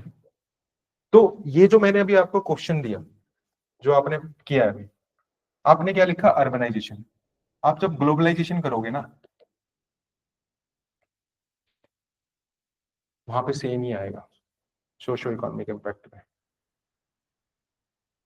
ठीक है, तो ये पैटर्न है, ये पैटर्न आपको सीखने हैं। मेरी कोशिश ये रहेगी कि हर दिन आपको एक पैटर्न सिखा दूं, ठीक है, आंसर राइटिंग के लिए, जो कि आप उनको यूज कर सको। ठीक है, नेक्स्ट, लिबरलाइजेशन के लिए भी यही आ जाएगा। वैसे ग्लोबलाइजेशन लिबरलाइजेशन के लिए हम इसको यूज कर सकते हैं। ठीक है, point of religion and inflation वो थोड़ा दूर का कनेक्शन है ना with IT sector. IT sector में रिलीजन की हम बात कर रहे हैं, तो दूर का कनेक्शन है। आप मतलब कैसे बताओ मुझे, कहना क्या चाहते हो आप? मैंने क्या कहा, रिलीजन के अंदर क्या हो रहा है? पीपल आर वेरी स्ट्रेस, ठीक है, तो वो गॉड को भी उसी तरीके से देखने लग गए हैं, भगवान को उसी तरीके से देखने लगे हैं। पहले गॉड की पूजा हम किस लिए कर रहे थे? कामनेस के लिए। मेल मेंबर्स की अगर मैं बात करूं, बेसिकली आपने देखा होगा गाड़ी के पीछे हनुमान जी की फोटो बनी रहती है आजकल, रुद्र रूप में। रुद्र रूप समझते हो, गुस्से वाला जो उनका रूप है। पहले उन्हें काम पर्सनैलिटी दिखाते थे, बैठे हुए योगा कर रहे हैं मस्त, या एक फोटो होती थी वो ऐसे छाती खोल रखी है, राम सीता दिख रहे हैं, ऐसी फोटोज नहीं दिखती अब। ठीक है, अब वो फोटो बनी हुई होगी तो मतलब अंदर से कोई निकलेगा तो वो बाहुबली इंसान है। सिंपल बात ही है। तो ये क्या है, ये सोसाइटी आपकी किस तरीके से इवॉल्व हो रही है? इफ यू थिंक कोई अनदर पॉइंट है जो आप बता सकते हो, मेरे कोई दिक्कत नहीं है।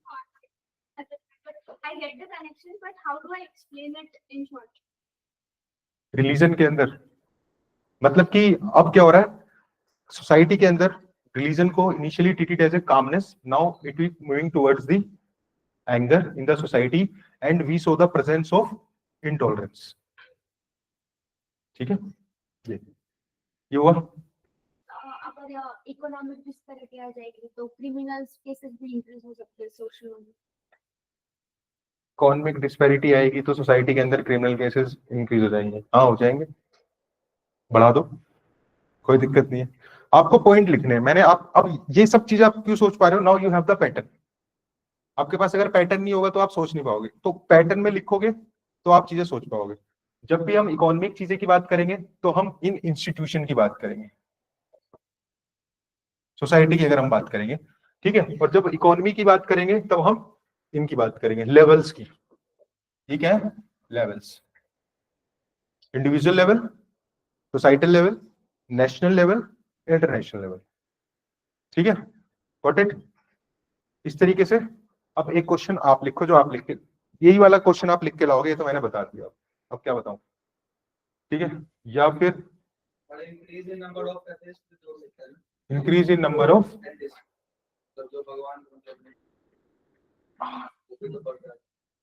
मेरे को एक बात बताना, तुम अपने आप को एथिस्ट मानते हो?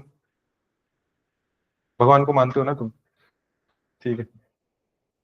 जब किस दिन किसी एथिस्ट को उस वाले एरोप्लेन में भेजना जहाँ क्रैश होने वाला हो या फिर टर्बुलेंस आ रहा हो, वो अपने आप ही राम का नाम ले लेगा।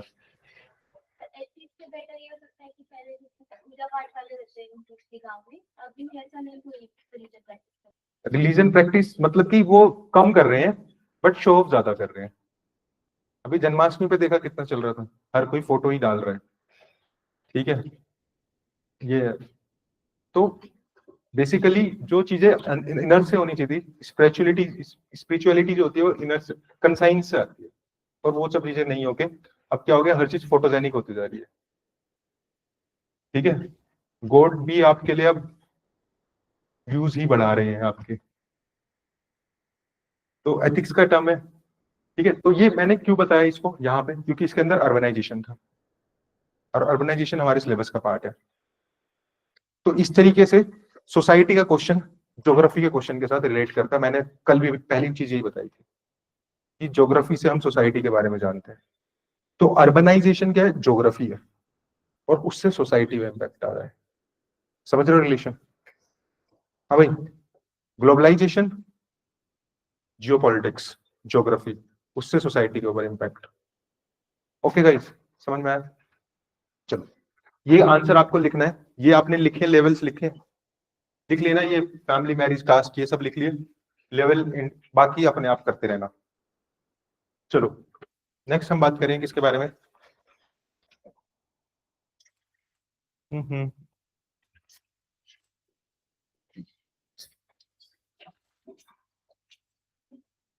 एक और अप्रोच लिखते हैं।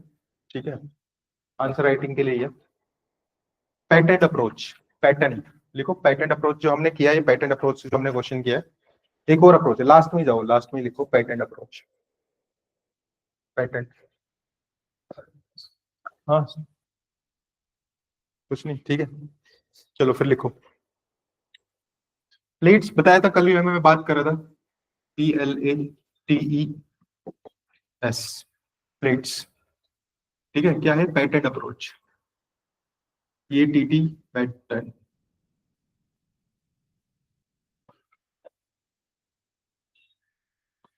प्लेट्स मतलब political, L legal, administrative, technological,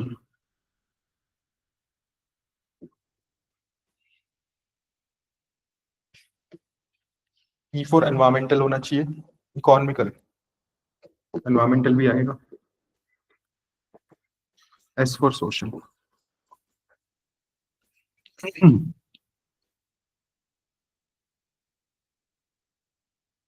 ठीक है, लिखो इसके अंदर, पॉलिटिकल के अंदर 2 पॉइंट लिखो। First, policies,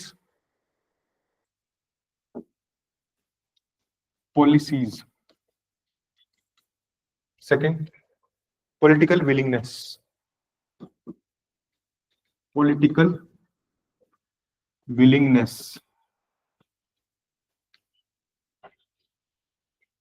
policies and political willingness. 2 घंटे बैठने के लिए बोला था कल ही। लीगल के अंदर क्या आएंगे, loss plus constitutional provisions,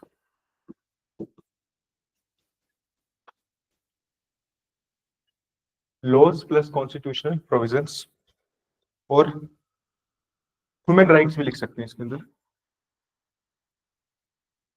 human rights.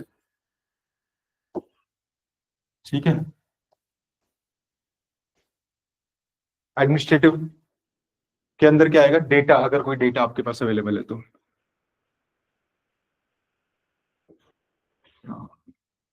Data, कोई भी डेटा अगर आपके पास अवेलेबल है।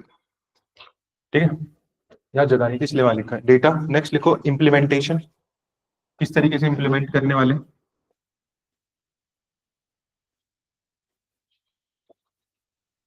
कोई इंस्टीट्यूशन है तो,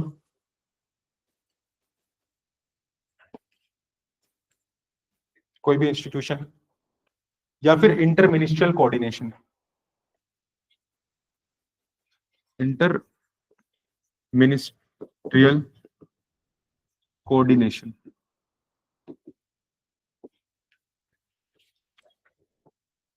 ओके, लिख लो, सोच क्या रही हो।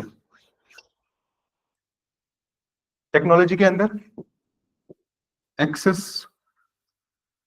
टू टेक्नोलॉजी है या नहीं है, और उसका इंफ्रास्ट्रक्चर।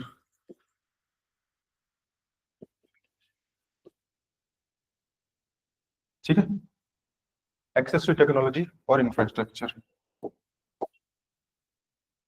इकोनॉमिक के अंदर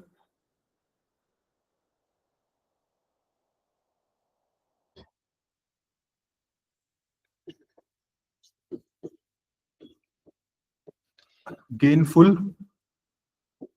एम्प्लॉयमेंट।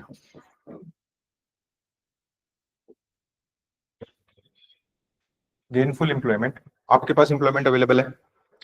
स्किल,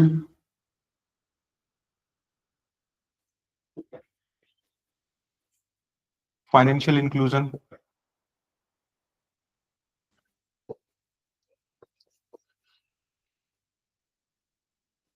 इंक्लूजन, और लास्ट है पॉवर्टी ट्रैप। किसी पॉवर्टी में तो नहीं हो।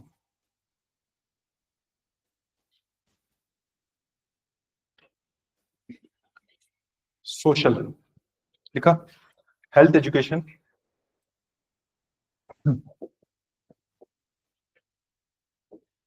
हेल्थ एजुकेशन,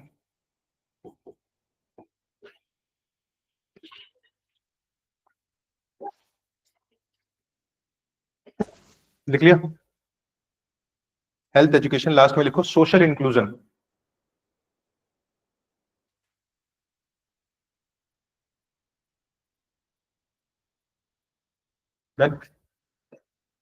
अब मुझे नहीं पता आपको इससे क्या समझ में आ रहा है, क्या नहीं समझ में आ रहा है, और मैं आपको एक्सप्लेन भी नहीं कर रहा हूँ। ठीक है, आप एक क्वेश्चन लिखो, आप पहले इसी से रिलेटेड है। Despite despite despite decriminalizing despite decriminalizing section 37 section 377 section 377 comma marriage in India is still a heterosexual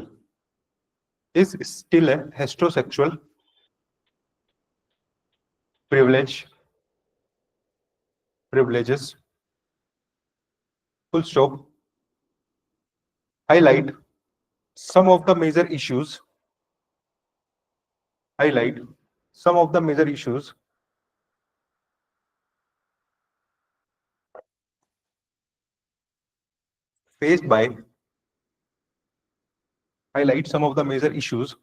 faced by LGBTQ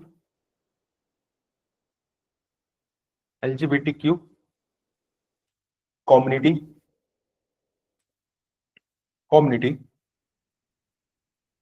in India ठीक है, ठीक है भाई। अब जरा मैं तुमसे पूछना चाह रहा हूं, अगर मैं बात करूं ट्रांसजेंडर्स की,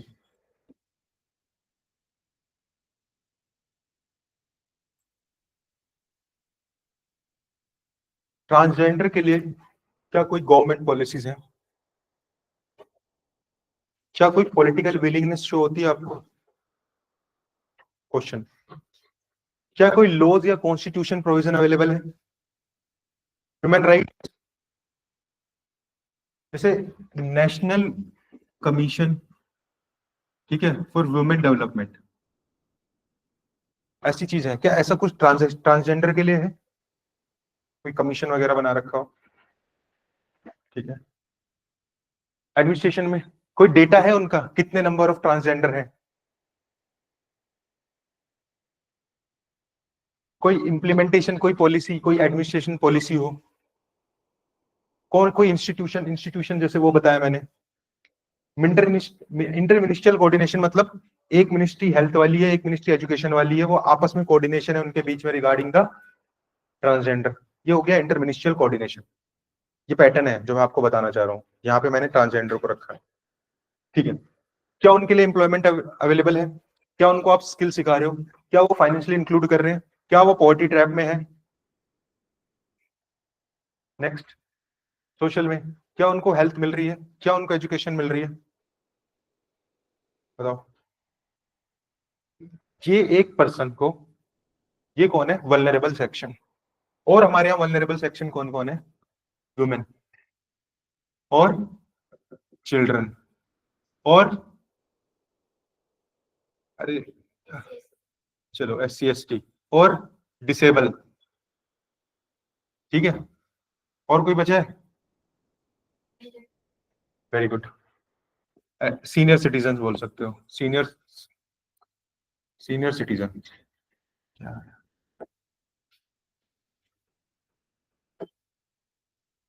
ठीक है।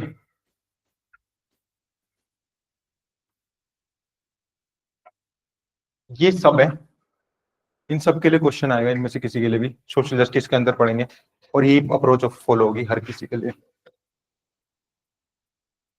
ठीक है। ये एक पैटर्न है, समझ में आता है। और PYQ चेक करना, सोसाइटी के क्वेश्चन अच्छे खासी मात्रा में पूछे जाते हैं पेपर 1 के अंदर। ज्योग्राफी के क्वेश्चन फिर भी कम है, बट सोसाइटी के क्वेश्चन अच्छे खासे, क्योंकि इंडियन सोसाइटी के बारे में ही नहीं पता होगा तो आप किस बात के IAS ऑफिसर और किस बात के DM और CM DM या फिर IPS ऑफिसर, अगर आपको सोसाइटी के बारे में पता नहीं होगा, सोसाइटी के अंदर वल्नरेबल सेक्शन के बारे में नहीं पता होगा। तो अब आपको एक काम करना है, एक क्वेश्चन जो मैंने दिया और वो लिखना है LGBT कम्युनिटी के बाद, फिर नेक्स्ट डे से वुमेन के ऊपर इन सारी अप्रोच इस पैटर्न में डालना है, चिल्ड्रन को डालना है, SC ST को डालना है, डिसेबल को डालना है, सीनियर सिटीजन को डालना है, और वो आपको लिखना है इस पैटर्न के अकॉर्डिंग। अगर आप इस पैटर्न के अकॉर्डिंग एक बार लिखना शुरू कर दोगे तो अपने आप आपका हाथ सेट हो जाएगा वल्नरेबल सेक्शन के लिए, ठीक है। 2 अप्रोच मैंने आपको बताई है आज, ठीक है। अभी क्या करना, ब्रेक ले फिर स्टार्ट करें या फिर कंटिन्यू करें? क्योंकि मैं टॉपिक कराऊंगा तो थोड़ा टाइम लगेगा। ब्रेक ले लेते हैं, ठीक है। ब्रेक के बाद फिर स्टार्ट करेंगे, ओके।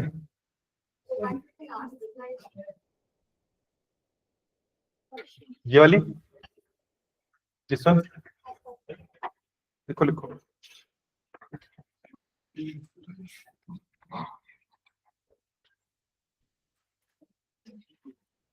आज हम कॉन्टिनेंटल ड्रिफ्ट थ्योरी कंप्लीट करके उसके ऊपर वो वाला आंसर लिखेंगे बस। फिर उसके बाद इंटीरियर ऑफ अर्थ थोड़ा थोड़ा सा स्टार्ट करने की कोशिश करेंगे। 2 आवर्स बहुत होते हैं, 2 घंटे तो। कितने बजे मिलोगे? क्यों, 5 मिनट पहले छोड़ा है? क्या 5 मिनट क्या करोगे? किसके लिए? कहीं दूर जाते हो क्या खाना खाने? बारिश हो रही है इतनी, कहाँ जाओगे? पास में कहाँ?